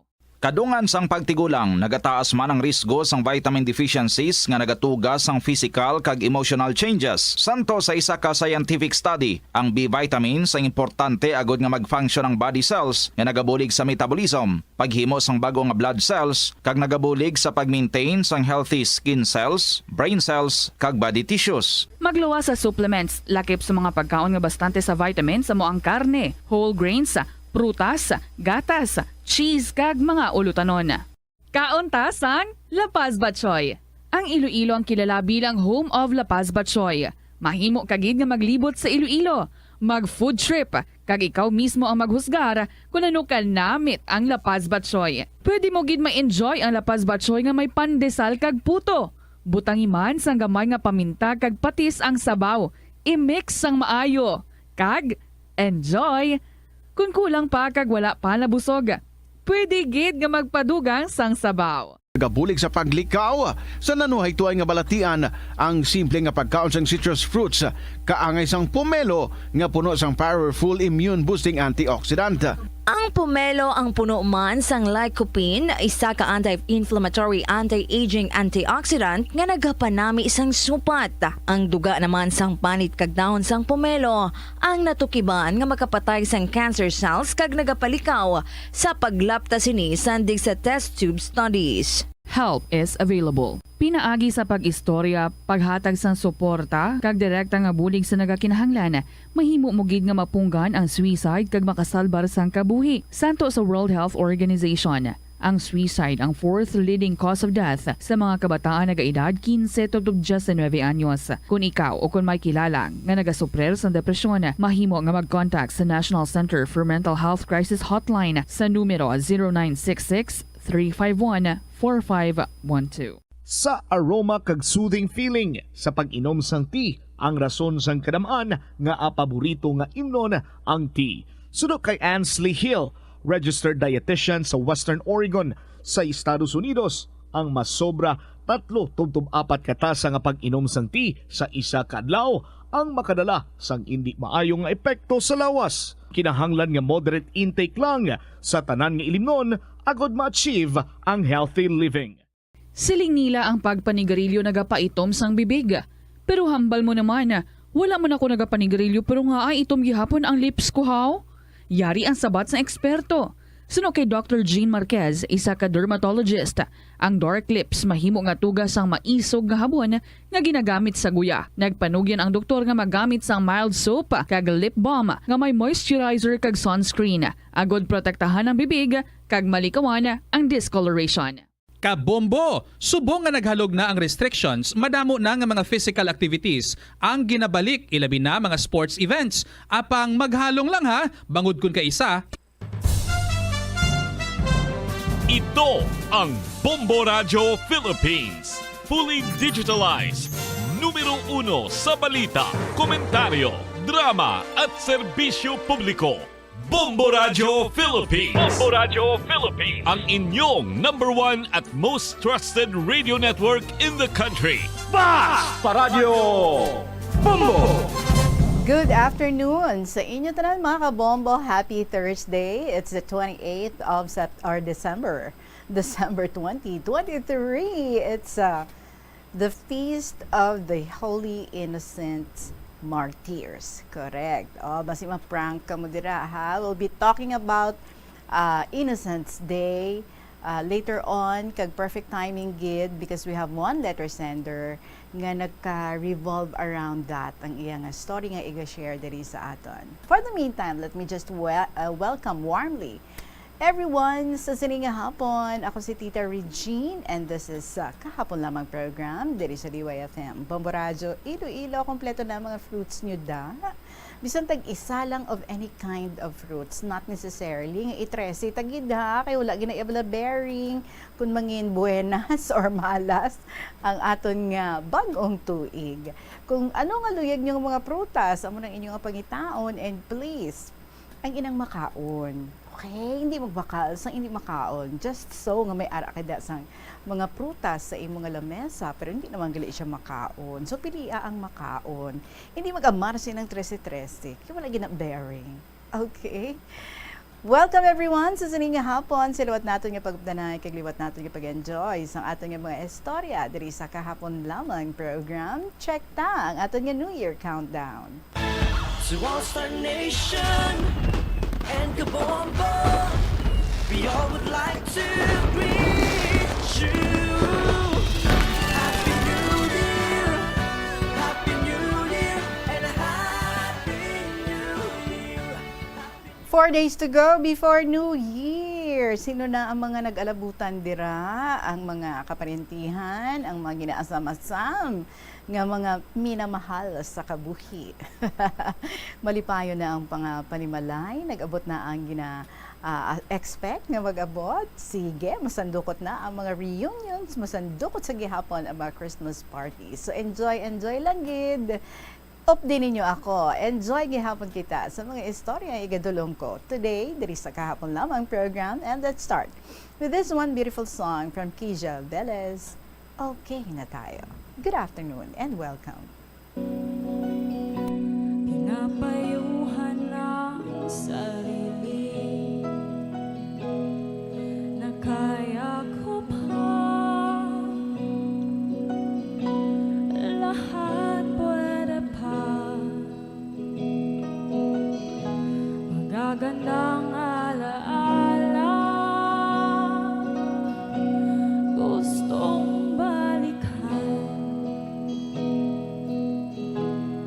patuloy umaasa baka sakaling kayanin pa, ngunit tadhana na ang nagsasabing tayo'y may katapusan. Di dapat ipagpilit ang puso nating ayaw na. Tama na, alam kong sawa ka na.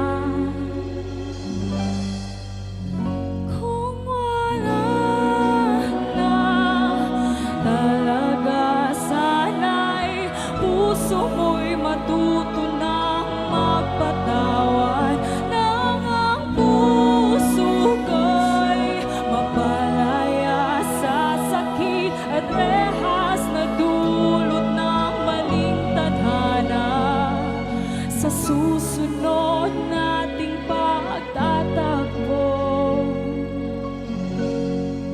Okay na tayo, di magsisisi, bukas pala tatanggapin tayo'y magsilbing aral. Kahit papano ay nagmahal sa ating tatahakin na landas, paghanap ng bagong mahal. Mga mali di maulit, pag-ibig siyang mananaig. Tama na, sana'y liligaya ka. Kung wala na talaga, sana'y puso mo'y matuto ng magpatawad nang ang puso ko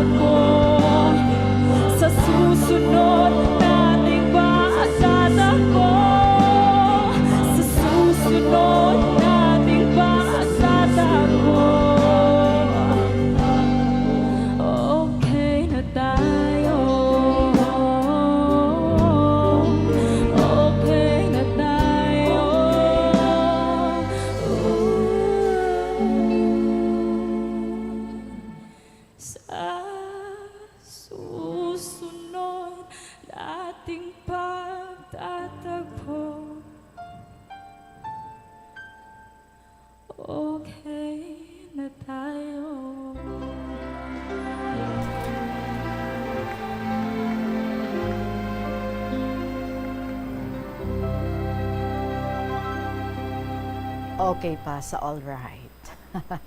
Okay na tayo by Keisha Velez. Good afternoon, 22 minutos makalipas ng alas 2. Ari na ang ating first story from NB, sang probinsya sang Iloilo. My dear Tita Regine.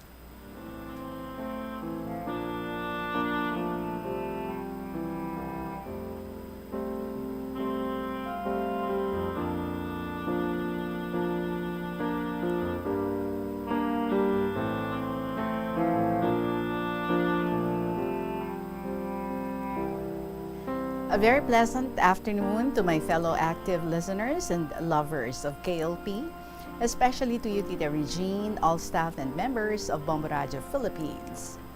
What incidents have I experienced during Innocents Day, Tita?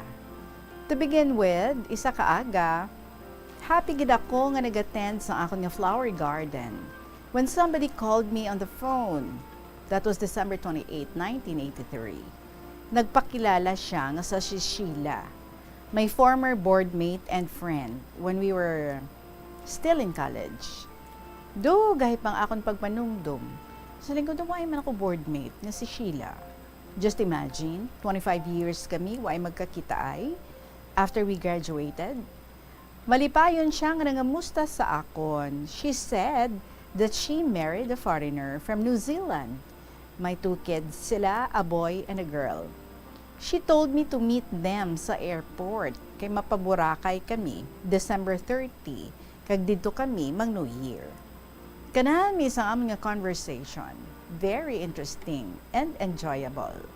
She even invited me to be with them when they returned to New Zealand after a month. Mag-secure lang daw ako ng tourist visa.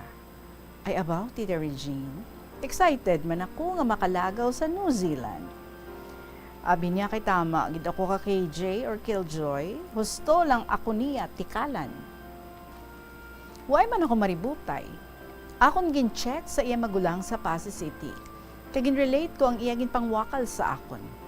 Nagtanga-tanga ang iya magulang, kag nang abaw-abaw, nga daw sila niya daw makabangon man sang patay ang iya gin panghambal. Patihan mo di ha ha ha. Inday dyan, tana subong sa kalinog, nagapanguma, imaw sanda kabanan na nga tigulang. Huwag mo madumdumi nga Innocents Day subong. Gintiaw-tiawa na lang ikaw siguro. Ay, tinag-call back ako sa iya, Tita Regine. Insaway ko man balatana, papatiha nga okay ako. Mag-meet ka nanda sa airport sa December 30. Basta, magdala siya damo nga kwarta, kag ilibre na ako pakadto pa uli sa Boracay, kag ang pagkaon sa pila ka adlaw nga didto kami. If you fail me, imo na iya diskarte. Anyway, today is Innocents Day. Gets me? How funny is your observation of this day, Sheila? Ti, may iba ka pang isugid sa akon para ako imo papatihon? Why na siya dayon mag-call back? Tita Regine, may isa pa ako nga na dumduman. Ang classmate ko bala sa high school, kag amiga man kami. Pag-graduate naman sa college, sa 1968, nagpa-Manila tana, kag nakaobra dayon sa isa ka telecommunication company, nga ginapanag-iyahan sang iya tiyo. Abo ka nami man, sang pag-imbitar na kanakon, nga kung hindi man ako diri makamaestra, maapas ko ka na sa Manila, kay buliga na ako makaobra, imaw kami sa telecom. Tinaganyat man ako, kay hindi ako gusto nga mag-istambay. Naglisensya na ako sa ilananay kag tatay, nga maobra ako sa telecom sa Manila. Nag-okay man sila. Nalipay ako kag magpreparar, nagbasiti ako, nagbakal sang bag kag iban pa nga mga gamit. Ay nakakadlaw man ako sa hinali nga nag-isahanon. Kaya gintawagan ko si Mr. H. Iya ini manghod nga lalaki. Classmate ko sang elementary pa kami. Parte ka pasalig ni Miss J nga iya magulang sa akon nga makaobra sa telecom. Sabat ni Mr. H sa akon, ano pagpasulod ni Miss J sa imo nga nagapamuhin man gani sa mga tao ang telecom subong? Ay, nako, ha, ha, ha. Salamat, gid, sang information. Ay, naano-ano man tanan si Miss J nga dumilitik haw. Sige la, Mr. H, basi nalipay tana si Miss J pagbiktima sa akon subo nga Innocence Day. Way man ako maakig ka na, gin-charge ko na lang to sa experience, nga waay ko makapanaw. Si Lord man ang nagdikta sa akon, nga i-verify anay, kagkaisa magpanaw, kung daono ko matuod, ang pasalig ni Miss J sa akon. Dako gid ang akon pasalamat kay Lord, nga maski na excite ako, kag residido mandaan, waay niya ako ginpabayan. Nagabot ang panahon, naputo ang telecom, ginbaligya sang tag-iya, kag nang ilis sa mga tao. Nagpauli diri si Miss J, kag nagkitaay kami sa tienda. Akon ginsukmaan, nga saling ko insa ginimo mo ato sa akon. Sabat na, lahog ko lang to sa imo palangga. Pero nagapanghilaw-hilaw. She kissed me and said, I'm sorry. Di nag-smile na lang ko sa iya, kag maghambal nga, why na to tapos na to. Let's forget all about it. Mapanaw, rundaan ako, paginhawida na pa ako, kag maghutik nga mga hiyo, sang shin. Kagingkuhaan ko sa bulsa ko, sang piso, kag magharakak man kami nga duha. Pagintawaan ko man sang 100 pesos, kag magpanaw diretsyo. Kay basi mapadugang pa, kay nakita na daghan ko kwarta. Abi mo, Tita Regine. Nag-attend man siya sang amon alumni homecoming, nga kami ang nag-sponsor nga batch, huwag gita na it ginamot. Tapos huwag pa siya gown kag sapatos. Ting akon isa ka gown, kagkaisa ko lang magamit ng sapatos, ginatag ko na lang sa iya, kay mapaluluoy man. Ahoy. Kaluluoy sang amiga ko, nga napusoy sa temprano pa. Kung gaisa daw makahambal ka man nga, nerese naman di siguro, kay damo bisyo, nagasigarilyo, nagapahubog, kag nagasugal. Posilon na gani kuno si Mr. H, kundi siya tahatagan sang kwarta. Nalain siya. I don't know kung paano na siya karon, kay waay na kami magkitaay. Hello, Tita Regine, may isa pa ako nga isugid sa imo. Kag sa kaupod ko nga mga KLP lovers and listeners. May tao sa terminal sang bus nga nagapangduhol-duhol sang apples, lanzones, oranges, kag iban pa nga mga prutas. Ginhatag na sa akon ang isa ka plastic bag nga apples. Kag akon man ginkuha, kag naghambal ako nga madamo gid nga salamat. Tapos isa naman ka plastic bag nga oranges. Ginhatag na kay Mr. Q. Kagang isa na pagid ka plastic bag nga lanzones, ginhatag na kay Miss P. Tatlo kami tanan ang iya ginhatagan. Waay na siya iba pa nga prutas, ang ginpanghatag-hatag. Ang tawo nagsigi ka hinulat, nga bayaran na namon siya. Dito siya sa idalom ka bus, nagatanga sa amon. Nagkuot na ako sang kwarta, kay mabayad ako. Ang hambal ni Mr. Q, insa mabayad kita, nga ginpanghatag manibala niya. Hindi kaluoy sang tawo nga naghinulat. Way na siya karon kwarta, ibakal sang bugas. Nagpasalamat na gani kita sa iya, ginhataga niya kita. Pagpamito sang bus, nga malakat na, nakibot ang tawo, kag nag-highball siya sa bus, tapos gintanay na iya kamot, isa-isa sa amon nga tatlo. Nagbayad, takon, dayon, kaya tinakonsensya ako. Si Miss P nagsunod man sa akon, kag nagbayad. Pero si Mr. Q, nagpaugat pagidanay kag kaisa magbayad. Maskin do mahibi kag mangakig na ang tawo. Hambal ni Mr. Q, ay, sorry gid. Hindi gali ikaw sa Mr. Innocent nga ginapangita ko subong. Kag naghinarakha kami tanan sa sulod ka bus nga sige nakapanaw. Tapos nagpasalamat kami liwat sa tawo. Hasta nga naumpawan man siya kag nakadungduman nga Innocence Day gali subong. Tama man abi ka lang ulango kay Mr. Q. Well, madaming salamat, Tita Regine, sa imo pagbasa sa ako naranasan sa December 28, 1993. Kabay pa nga hatagan ikaw ni Lord kag ang imo pamilya sa maayong panglawas, panghuna-huna, kag malawig nga pagkabuhi sining duta nga aton ginapuy-an. More and more power once again to sa imong enlivening, interesting, and enjoyable program.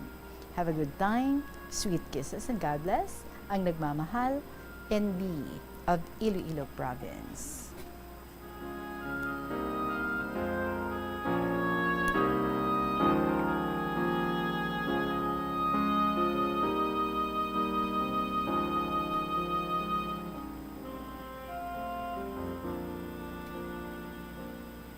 prank on Innocence Day. Careful kita dira ha, may mga ara pagidiyang nagapang prank sa ibang nga mga tao, especially those nga ti pay kadumdum nga it's Innocence Day kag wala gid naga-expectar no nga i-prank sila.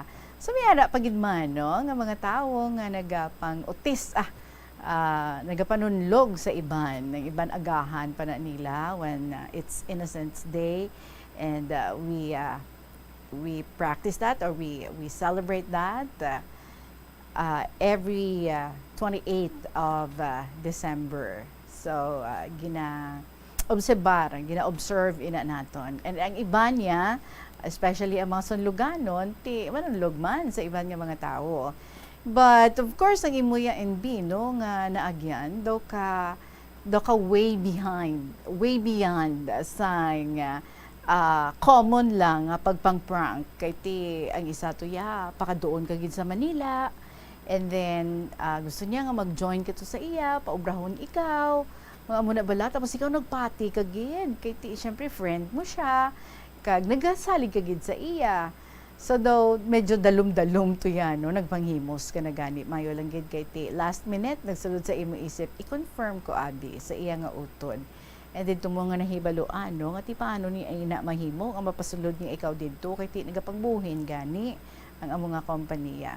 So daw mahambal nato, no? Nga daw taas na yung degree ang ina klase sang pagpang-prank kay ti what if nagkadto ka gid man to sa iya sa Manila, and then naluyan ka lang gayli kay nagpang-prank lang gid siya di ba? Usually ang mga common sina iya is hambalon ikaw, uy tawag ka to ni amo ni ho, tapos kaduan mo man to, and then to find out nga ay wala man siya nangita sa imo, tapos may iba na mahambal na may kapanuktok to ginapangita ka to, ay ikaw to ginapangita, and then pagwa mo wala man gali tawo, hindi man ikaw, or kung may tawo man hindi man ikaw ang ginapangita. So mula na iya no ang mga common.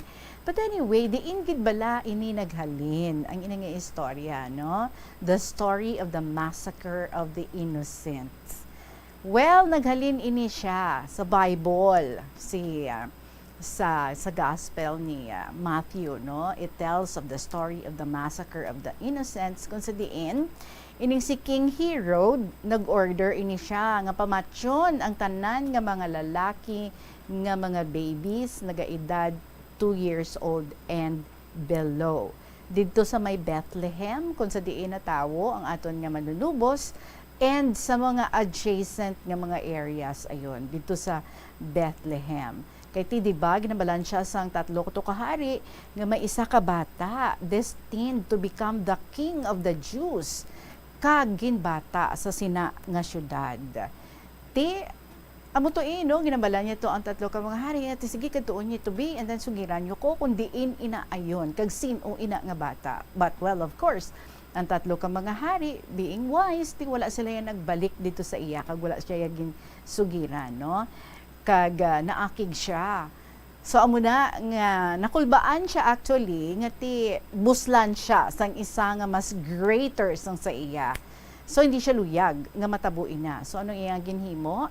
Ginpapatay niya to ang tanan-tanan nga mga kabataan. Of course, ang ini nga mga kabataan, mga inosente, gidya katama, no? And the only thing ati sila ang nangin biktima is that because nabata sila sa tiyempo, no?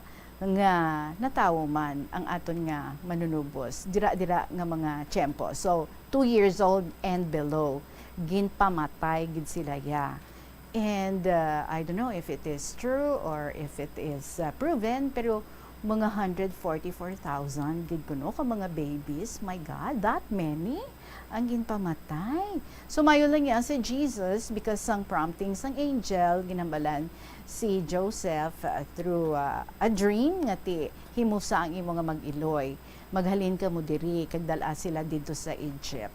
So amo to nga na-save si baby Jesus, but nagkalamatay naman ang madamo nga mga babies nga mga lalaki nga nagaedad 2 ka tuig kag below. Kay ti ginaburo banta siguro ni King Herod, no? King ni siya sang Judea, nga gusto niya gid siguraduhon nga mapatay gid inang ginahambal nila nga Messiah nga mo na siya ang mangin greatest king of the Jews. So mo ina ang natabo kag ginpang slaughter gid ang mga innocent children dito sa Bethlehem kag sa palibot pagid no kay tinakulbaan gid si Herod nga eventually makakasa iya ang iya nga kingdom. They imagine that. And so on this day, it is a custom nga nagahatag kita. Mera dito no sa Mexico, sa ini nga adlaw, ang ila naman to yung gina-observe, ang ila nga gina-practice or custom nila nga ang youngest child sa family ginatagaan sang power to rule the day. Like ano ang kaunon on that day, diin sila makadto, diin sila malagaw, ano ang ilang himuon. So, ang may say sina, no, ang youngest child in observance ng Innocents Day. Ina sa Mexico. I don't know, basi sa aton diri, no? Pwede man nga mahimo naton ina. Ba, what a power. Ngahihatag naton sa mga agot. But of course, sa aton yung reflection, ang greatest advocacy is that we should think of the welfare ng aton yung mga children, think of their safety, and think of their protection. We have to do things para nga maprotektahan gid ang aton yung mga kabataan. Well, that's about it regarding sa Innocents Day nga aton nga gina-observe today. Well, and B, thank you so much, Gid. Not just once, but thrice ikaw, hangagin prank sa nagkalain-lain ng mga tao during Innocents Day. Kamu dira, may na-prank? You tell us, pwede nga ma-share diri sa KLP. Oras natin, that is now 40 minutes after 2 o'clock. Magapanabalik ang kahapon lamang program with Tita Regine pagkatapos ng Gid sa pila ka mga importante nga mga pahibalo. Ang sesame o kuno nga ang isa ka tanom nga ginapadamo para sa oil sa iyang aliso kining manggaranan sa protein, vitamins, minerals kag antioxidants. Sino kay consultant nutritionist Dr. Rupali Duta, ang sesame seeds ang nagapanabo sang cholesterol bagod nagakontain ni sang phytosterols nga ginapatihan man nga naga-enhance sang immune response kag nagapanabo sang risgo sang pila ka cancer. Ang oil sa sesame seeds ang nagakakasman sang bacteria nga nagatugas sang plaque sa ngipon. Nagabato man ini sa type 2 diabetes. Ang Iloilo River Esplanade ang lugar nga para sa inyo. Ini ang favorite spot sang mga Ilonggos sa pag-ehersisyo kag paglantaw sang sunset. Madamo man sa mga local cafes kag restaurants nga malapit sa Iloilo River Esplanade nga makasatisfy gid sang imo nga kagutom. Ang Iloilo River Esplanade ang nakadaog na sa madamo nga mga awards lakip na diri ang 2017 Gantimpala Excellence Award. Nabaton man sini ang haligi ng Dangal Award para sa Landscape Architecture category sang 2018 National Commission for Culture and the Arts o kon NCCA haligi ng Dangal Award. Yari ang masunod nga mga energy safety tips agud maging safe ang tanan na. Sa tion sang bagyo, kung may anunsyo na nga storm warning, mag-charge na sa mga cellphone, emergency light, kagiban pa nga mga device, bangod mahimo nga madula ang kuryente. Likawan ang paggamit sa mga appliances kung may bagyo. Sa pagpamati sang balita, mas maayo nga magamit sang battery nga radio. Kung ginalauman ang pagbaha sa inyong nga lugar, mas maayo nga i-off gilayon ang main switch kag circuit breaker. Agud malikawan ang disgrasya kag pagkaguba sini. Pila ng imo edad? May savings ka na bala? Ang iban sa ato nagakabudlayan magkinot o kung mag-save sang kwarta. Apang paano bala ini umpisahan? I-separate ang wants kag needs. Pamangkuton ang kaugalingon kung bala kinahanglanon gid ang imo nga baklon. Kung ginakulang ka na sang kwarta, hindi ini dapat pagastuhon sa butang nga hindi man lang importante. Kung hindi ka gid makakinot, mas maayo nga buhinan mong imo expenses. Mag-set sang goal. Umpisahi ang pagpanumdum kung para sa diin o kung para sa ano ikaw nagakinot. Hindi lamang sa jeans o kutugas ang katigulangon ang rason sa hair loss o kung pagkaunot sang buhok. Natukiban sang health expert sa South Korea nga ang hair loss ang tuga sang environmental factors. Sa bugos nga kalibutan, nagalabot sa 4.2 million ang nagakapatay bangod sa outdoor air pollution suno sa World Health Organization. Mas sobra 90% sang populasyon sa kalibutan ang nagaistar sa populated areas, sa diin ang heart attacks, aggravated asthma, irregular heartbeat kag poorer lung function ang pila lamang sa epekto sang air pollution. Ang leptospirosis ang isa ka bacterial infection nga makuha halin sa sapat. Ining nagalapta pinaagi sa ila nga ihi, ilabi na sa ido, ilaga kag farm animals. Kung mayara ikaw sang open wound kag mag-ubog sa tubig, dako ang posibilidad nga ikaw ma-infect sang leptospirosis. Kung ikaw mang ginahilanata, nagayelo ang supat tig mata, pila lang ini sa mga sintomas sang nasambit nga balatian. Apang mahimo man nga mabulong ang leptospirosis gamit ang antibiotics. Apang kung malala ang infection, mas maayo nga magpadulong sa ospital.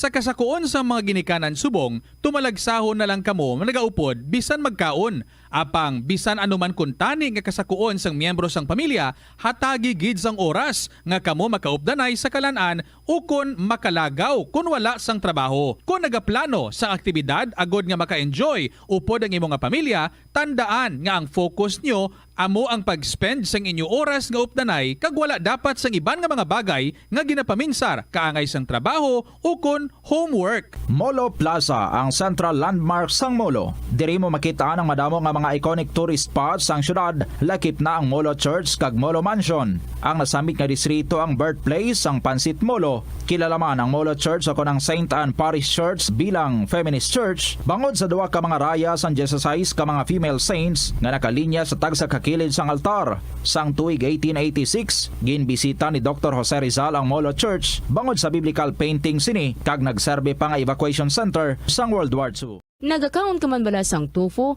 malasay ini pero matamis ang dalang benepisyo sini sa lawas. Sino kay Kerry Torrens, isa ka qualified nutritionist, ang tofu ang makabato sa obesity kag makabulig sa weight loss. Ang tofu ang mayara sang tuman ka marubo nga level sang cholesterol kag fat, gani maayo ini para sa epektibo nga weight loss. Ang tofu ang nakabulig man ikaw sa hair loss. Ang human hair ang ginabugusan sang protein, ganing ini nga nutrient ang required agod mag-maintain sang hair health, volume kag quality. Money saving tips. Tipigi ang imo kinitaan, magtipid sang kwarta, magbukas ng savings account sa bangko, kag dira ipatago ang imo tinipon. Hindi magastos ang sobra sa imo ginakita. Unahon nga baklon ang imo mga kinahanglan, kag hindi ang gusto mo lamang nga baklon. Hindi magsulod sang madamo nga kwarta sa imo wallet agod hindi ka matentar nga maggasto. Maghimo sang weekly budget plan para sa pagkaon. Tipigi ang imo ikayong lawas agod makalikaw sa balatian kag sa dako nga kagastuhanan sa ospital. Ang cabbage o kon repolyo masaming nga panakot sa aton mga linuto. Suno kay Vanessa Voltolina. Ang cabbage isa ka excellent source ng vitamin C nga importante para sa pag-maintain sang strong immune system. Ang glutamine isa ka amino acid sa cabbage, isa ka makusog nga anti-inflammatory agent nga nagabulig sa pagbuhin sang joint pain, arthritis kag allergies. Ang cabbage naga-contain sang vitamin K kag antioxidant nga anthocyanin nga naga-boost sang mental function kag concentration. Magtipid sa paggamit sang kuryente, pinaagi sa mga masunod. Maggamit sa mga energy-efficient nga bumbilya, kaangay sang compact fluorescent bulbs ukon LED lights, imbis nga incandescent bulbs. Patsyo ng mga suga nga wala ginagamit.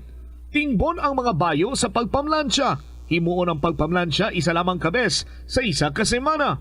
Buksan ang inyo bintana agud makasulod ang preska nga hangin kag silak sang adlaw sa sulod sang balay agud malimitahan ang paggamit sang electric fan kag suga. Conserve water. Kung magpanglaba, maggamit sang palanggana kasubong man kung nagahugas sang pinggan.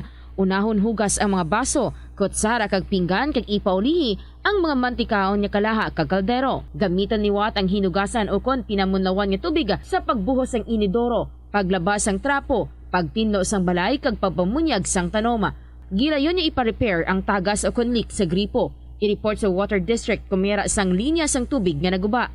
Maggamit lamang sang husto nga tubig kung magluto sang pagkaon. Hindi malikawan nga ginapangita gid sang isa ka tawo ang foot massage. Magluwas nga manami ini sa pamatyagan. Mayara man ini sa maayo nga benepisyo sa lawas. Sunod kay Dr. Tyler Wheeler, primary care sports medicine physician, ang malipot nga foot massage ang makapahagan-hagan sang stress. Ang moderate pressure massage ang safe para sa mga kalabanan nga tawo ilabi na ang may mga kondisyon kaangay sang arthritis kag long-term pain. Mahimo man nga mag-seek sang professional massage therapist para sa imo nga relaxing foot massage. Kung ikaw isa ka chess lover, yaring pila ka brain benefit sa paghampang sini. Kag kung wala ka nagahampang sini, umpisahin na. Sunod. Diri kita sa sulat ni Nening sang 4th District. Dear Tita Regine.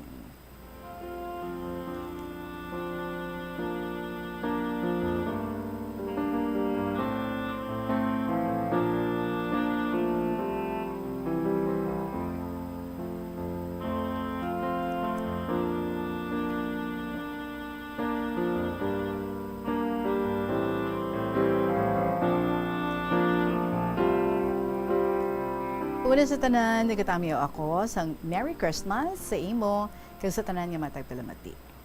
Tita ako may kasaysayan man, nga dili kagid malipatan every December 25 mag-abot. Kay December 25 ininatabo. Tita bisan ano mo kapapag-on sang imo nga pagpangabuhi, nagaabot gid ang pagtilaw sa aton sang aton mahal nga Dios. December 24, ginbaton ko ang paghigugma ni Toto. Kagin kasal kami December 28. Masadyang amon kasal kay may sound system. Tita, December 24 ko nahibaluan nga may chick ang akon nga bana. Wow, puro December gid dili, no? Lapit-lapit sa Christmas. Tama gid kabuot sining akon bana. Kag daw hindi ako magpati kun wala ko masaksihan sang duha ko ka mata. December 24, kundi pagkagabi, Noche Buena, tinagapauli na si Toto sa balay kay sweldo niya. Nagaobra siya sa pihak nga baryo, Karga Tapas.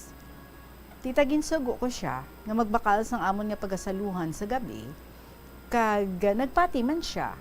Kay ako, damo ang akon nga lalaban. Pag-abot ni Toto, nagadali-dali siya, nga kuno mabalik siya sa ilang nga ginaobrahan. Kagin pamangkot ko siya nga siling ko, Pasko karon sa gabi, hindi ka magpauli. Siling niya, lantawon ta lang karon. Kag tita, wala gid siya makapauli. Kag wala ako matulugan, kay puwerte ang kuba-kuba sang akong dughan. Tita, kung ginakaliwa kagali isang imo bana, hindi kagali katulog. Pagkaaga, ginsugiran ako sang akon bata nga si Inday, nga nakita na kuno si tatay niya, nga may upod nga babayi, kag nagsiling siya, nga hindi lang pag-isugid kay nanay mo. Baw, nabala niyang bata niyo, ha? Apang, tita, naluoy man siguro sa ako ng akon nga bata. So, Tita Regine, nabalaho ba ang istorya sa mga tao nga may babayi si Toto? Ginapas ko siya sa iya nga ulubrahan. Kagindalaan ko siya sang armas. Kay sining ko, kung makita kong iya nga babayi, tiruhon ko gid. Yabaw, kaisog kay iyay. Tita, nung pauli kami sa amon nga balay, kagin pamangkot ko siya. Kung wala na siya sang luyag sa akon, kagin palayas ko pa siya. Apang hindi man siya maglayas. Ginpamangkot ko siya. Kung sa diin ako nagkulang, kay siling ko, wala gani ako nagahalin sa balay, kay nagaatipan lang ako sang tiyangge. Kag mga bata, kag siling ko, ang pag-atipan ko sa imo, wala sang kapin kag kulang. Tita, abi mo, planchado pa ina ang iyabayo. Kag nasalaan pa na siya nga laon nga tawo. Tita, halin ka to, adlaw-adlaw, ginaaway ko siya, kag ginapamuka niya ang sa akon tiyangge. Tita, nagtubo na ang akon nga kaimon. Wala na ako sang pagsalig sa iya. Kaya ginapabulag ko siya sa akon, apang hindi man siya. Tita, naglisensya ako sa akon ugangan nga lalaki, na malakat ako, kay bulagan ko ang iya bata. Apang nagsiling siya, nga hindi ako maglakat, kag hindi ko pagbayaan ang 3 ko kabata. Tita, naglisensya ako sa mga bata, nga malakat ako, kag naghinibi sila nga 3. Kag siling ko, padalaan ko man sila sang kwarta. Ginbuka ko ang alkansiya ko nga sobra 3,000, kag tag 900 pa lang sadto ang plete sa barko. Kag nagsakay ako sa bus, kag nagahibi ako, kag nagaulikid man ako sa 3 ko ka mga bata. Tita, didto ako ginpakadto sang akon ugangan sa Pasi, sa iya bata sa Pasi. Kag pag-abot ko didto, nagahilibion ako nga nanugid sa utod ni Toto. Kag do hindi man sila magpati, ang iya utod di man magpati nga mahimo ato ni Toto niya. Kag si Toto, nagpahubog siya. Pag-abot niya, kag nagahilinibi ang 3 ka bata. Kag do napatsyan lang sila Inday. Kag ang subang, naghilanat kuno siya pagkagabi. Ginsugiran ni Toto si tatay, or ginsugiran ni tatay si Toto, nga didto ako nanago sa ila ni Nenen nga utod niya. Tita ginsugat niya ako didto, kag nagsiling siya nga hindi na siya magliwat. Nagsunod ako sa iya, hindi tungod sa iya o kun bangod sa iya, kundi tungod sa 3 ko ka mga bata. Pag-abot ko sa balay, naghakos ang 3 ko ka bata. Pagkaaga, nagsiling ni si Toto, hambal niya, masimba kita. So ginpasugtan ko siya. Kagsang dito na kami sa sulod sang simbahan. Pag peace be with you, pauara gali ang babae niya sa likod namon. Wala natapos ang misa, kag nagpauli kami. Kagin-away ko na naman siya. Kaginsingganan niya ako, nga nagabusong ang babae. Kagkuhaon ko na namon ang bata. Apang hindi ako magpasugot, kay siling ko nga, damo man ina siya mga lalaki. Kag nagsiling ako, tita, kung gusto niya bata, bisan isa pa kadusena. Kag nagbata ako, babayi. Kag nalipay gid si Toto. Pagligad 5 ka tuig, nagbata naman ako sa isa pa ka babayi. Kag nagbalik ang kalipay sang amo niya pagpangabuhi. Kag amo ina tita, nga bisan ano nga pagtilaw sa pangabuhi, hindi kagid magbulag sa pagpangamuyo sa mahal nga Dios.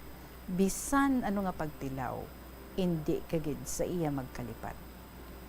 Kag nadumduman ko nga isulat ini sa imo. So madamo gyud nga salamat. Kag kabay tagaan ka sa maayo nga lawas, kag kabuhi nga malawig. Merry Christmas and Happy New Year. Nening, sang 4th District.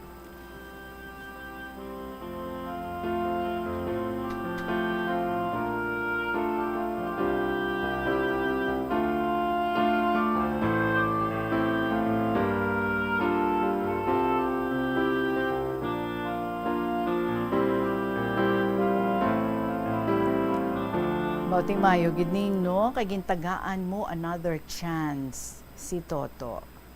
Okay, sa hindi ka lang kaintindi no, di ka nagkulang, anong imo ginhimo, nga ang nangita pa siya sang iban. But it's good nga sa imo nga bahin, hasta ka lang sa pagsunggod, hasta ka lang sa pagpanago sa iya, kasi siguro hindi mo gid ma-contain ang pain no, bal mo kabut-buot sa iya, pero you did not expect nga mahimo niya ina sa imo. And then ang lala pagin, ginagusong na to gali, ang babayi. And then ang gusto niya man ang gali, no? Bata nga mga babayi. So sanggin, tagaan mo na siya. May ara ka, duwa ka bata nga mga babayi, nga ginhatag sa iya, inyo nga mga bata. So dito kayo nagbalik ang kalipay sa inyo nga sulod sang panimalay. But you know what? Ang pinakanami dito is that, gin-forgive mo siya, gintagaan mo siya another chance. And so that's why until now buo ka mo bilang isa ka family. Kag mayuman no nga after sang ginhimo niya nga kasalanan sa imo, nangayo siya sang patawad, ginsugid niya man ang tanan-tanan, and after that wala niya naman ina ginbuhat paliwat. I do not know what happened. You did not mention what happened sa babae nga ato, but we're just very happy nga kamo nag-uliay ka mo, kag nagkaptanay gid ka mo, you said, no? Kag wala kagid nagbiya sa pagpangamuyo sa Ginoo, nga i-bless gid ang inyong nga marriage, kag tudluan ikaw kung ano ang imo nga dapat nga himuon. So, set aside mo ang pride,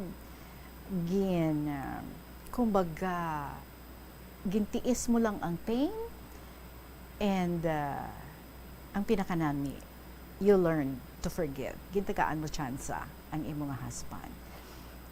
Wala na galing, no? Every December, daw naga flashback gid sa imo ang mga hitabo nga ato. Because kadamo sa mga significant things nga nagkalatabo sa inyo nga mag-asawa, Disyembre nga bulan. December 24, ginbaton mo siya. December 28, ginkasal ka mo. December 24, kay natukiban mo nga nagaluib gali siya sa imo. But anyway, I am sure December 24 man. So gin-forgive mo siya, nag-ayuhay ka mo, and now you are happy as one family. Kung may gusto, no, kung may problema, daanan lang. hindi pag tiniri. Labayan mo lang and see to it nga you give the best decision ever para sa imo nga kalipayan, para sa iya kalipayan, kag sa kalipayan sa mga kabataan, sa kalipayan ninyo bilang isa ka family. Thank you so much sa imo nening sa 4th District, kabay nga madamo nga mga mag-asawa ang na-inspire sa imo diri nga gin-share sa aton. Nobody is perfect, but each one deserves a second chance. Magapanubalik ang kahapon lamang program with Tita Regine pagkatapos ng gits sa pila ka mga importante nga mga pahibalo. Madamo sa aton ang hindi katulog kung wala sang electric fan. Yaring pila sa hindi manaming epekto sa paggamit sang fan kada gabi. Congestion ang naga-circulate nga hangin halin sa mga fans. Ang makapadry sang baba, ilong kag tutunlan. Allergies, masami nga madala sa hangin ang mga yabok na naga-trigger sang allergies. Makatugas ang muscle cramp ang hangin nga naghalin sa mga electric fan. Amo nga kun kaisa, may eksperyensyahan ang masakit na lawas kung magbugtaw. Importante man nga regular nga tinluan ang fan blades. Agod masigurado nga hindi ini pagkiniran sang yabok. Sa patatas, masami ginahaboy na lang nato ng panit. Suno kay Dr. Cynthia Sass, isa ka nutritionist, ang panit sang patatas na makabulig sa increased potassium intake. Ang potato skins naga-provide man sang source sang iron nga isa ka essential mineral nga ang primary function nagalakip sang pagsuporta sang red blood cell function. Ini nga cells naga-contain sang dako nga amount sang hemoglobin. Ang protein nga naga-bind sa oxygen halin sa ginahaklo ang hangin kag ginadala ang oxygen sa bilog nga lawas. Yari ang mga household level fire safety measures nga dapat tandaan agud makalikaw sa sunog sa balay. Hindi magbutang o kung magtipon sang flammable substance o kung chemical nga makatugas ang sunog sa kusina o kung sa sulod sang balay.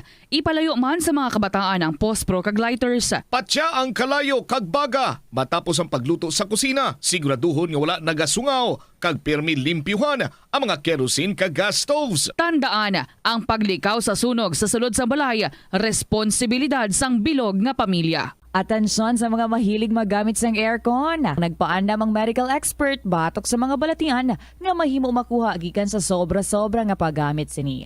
Sino ka Dr. Maria Encarnita Limpin, isa ka experienced healthcare specialist, mas maayo nga checkyaron nga malimpyo ang hangin nga nagikan sa aircon bangod kun mahigko. Mahimo ini nga magtugas sang impeksyon kag mga balatian kaangay sang pulmonya. Gani hagan-hagan na lang ina bangod bisan makabulig ini sa imo sa maghinot nga tiyempo, may risgo man ini sa imo nga ikaayong lawas. Sa pagbugtaw mo sa aga, cold baladayon nga tubig ang imo ginainom? Ay, dali lang, wait a minute. Para sa ininit. Suno kay Dr. Deborah Weatherspoon, isa ka advanced practice nurse, mas maayo nga mag-inom sang alabaab nga tubig sa aga. Paathag ni Weatherspoon, iniya nagabulig sa lawas nga magpagwa sang toxins kag naga-improve sang imo blood circulation. Sa mga babayi, ang pag-inom sang alabaab nga tubig ay nagabulig man kung ikaw nagasuprer sang period cramps. Ang tambo o kung bamboo shoots manggaranon sa dietary fiber, low in calories kag power-packed sa essential nutrients. Suno sa pagtuon sang comprehensive reviews in food science and food safety. Ang phytosterols kag phytonutrients sa tambo ang ideal sa pagtunaw sang harmful LDL cholesterol sa lawas. Ang antioxidant sa tambo ang essential man sa pagpabaskog sa sulod kag sagwa sang lawas. Suno naman sa pagpanalawsaw sang Journal of Ethnopharmacology, ang bamboo shoots mayara sang Magbabay for today. Attention lang sa aton nga mga interviewee this coming Saturday, si Nene Trulala sang Sara. We will find out from her, no? Why? Nene Trulala. But anyway, Nene Trulala, ang numero ba lang ginhatag mo diri sa aton, sa iyong mga pagsulat diri, gintawagan ko, may nagsabat. Hinablos mo ko no, si Shireen. And according to her, wala ikaw, ato ikaw sa babaw bukid. And so, ginbilin ko ang tanan-tanan ng mga instructions para sa imo, sa ako niya pag-interview sa imo this coming Saturday. Tapos nagbilin ako kay Shireen, nga siling ko, please text back, no? Kung na-relay mo ang message nga ginaparelay ko para sa kay Nene Trulala. But until now, so far, wala pa ka-text back sa akon si Shireen or ikaw, wala ka pa ka-inform sa akon, nga ready ka na to be here with us this coming Saturday. So, palig na lang. Please inform me through text nga okay ikaw. Okay? Or hindi gani, pwede man yung makatawag ako liwat sa imo to confirm if makadukid man diri or alang-alang ikaw. Anyway, tanan nga mga instructions ginhatag ko sa imo nga hinablos ka ba nga nag-istoryahanay ka mga duwa. Salamat gid. I'm really looking forward nga makaistorya ikaw bilang aton nga winner Neni Trulala sang Sara. Mga kabombo, sa mga stories niyo naman dira, I would be waiting before the year ends. Pakisulatin email sa bombo_iloilo@bomboradio.info or isulatin din ipadala lang sa kahapon lamang program DYFM Bombo Radio Iloilo, Sky City Tower, Mapa Street, Iloilo City. Balikay kita buhat. Salamat gid sa gihapon. Iniinyo alagad si Tita Regine para sa kahapon lamang program. Good afternoon and God bless.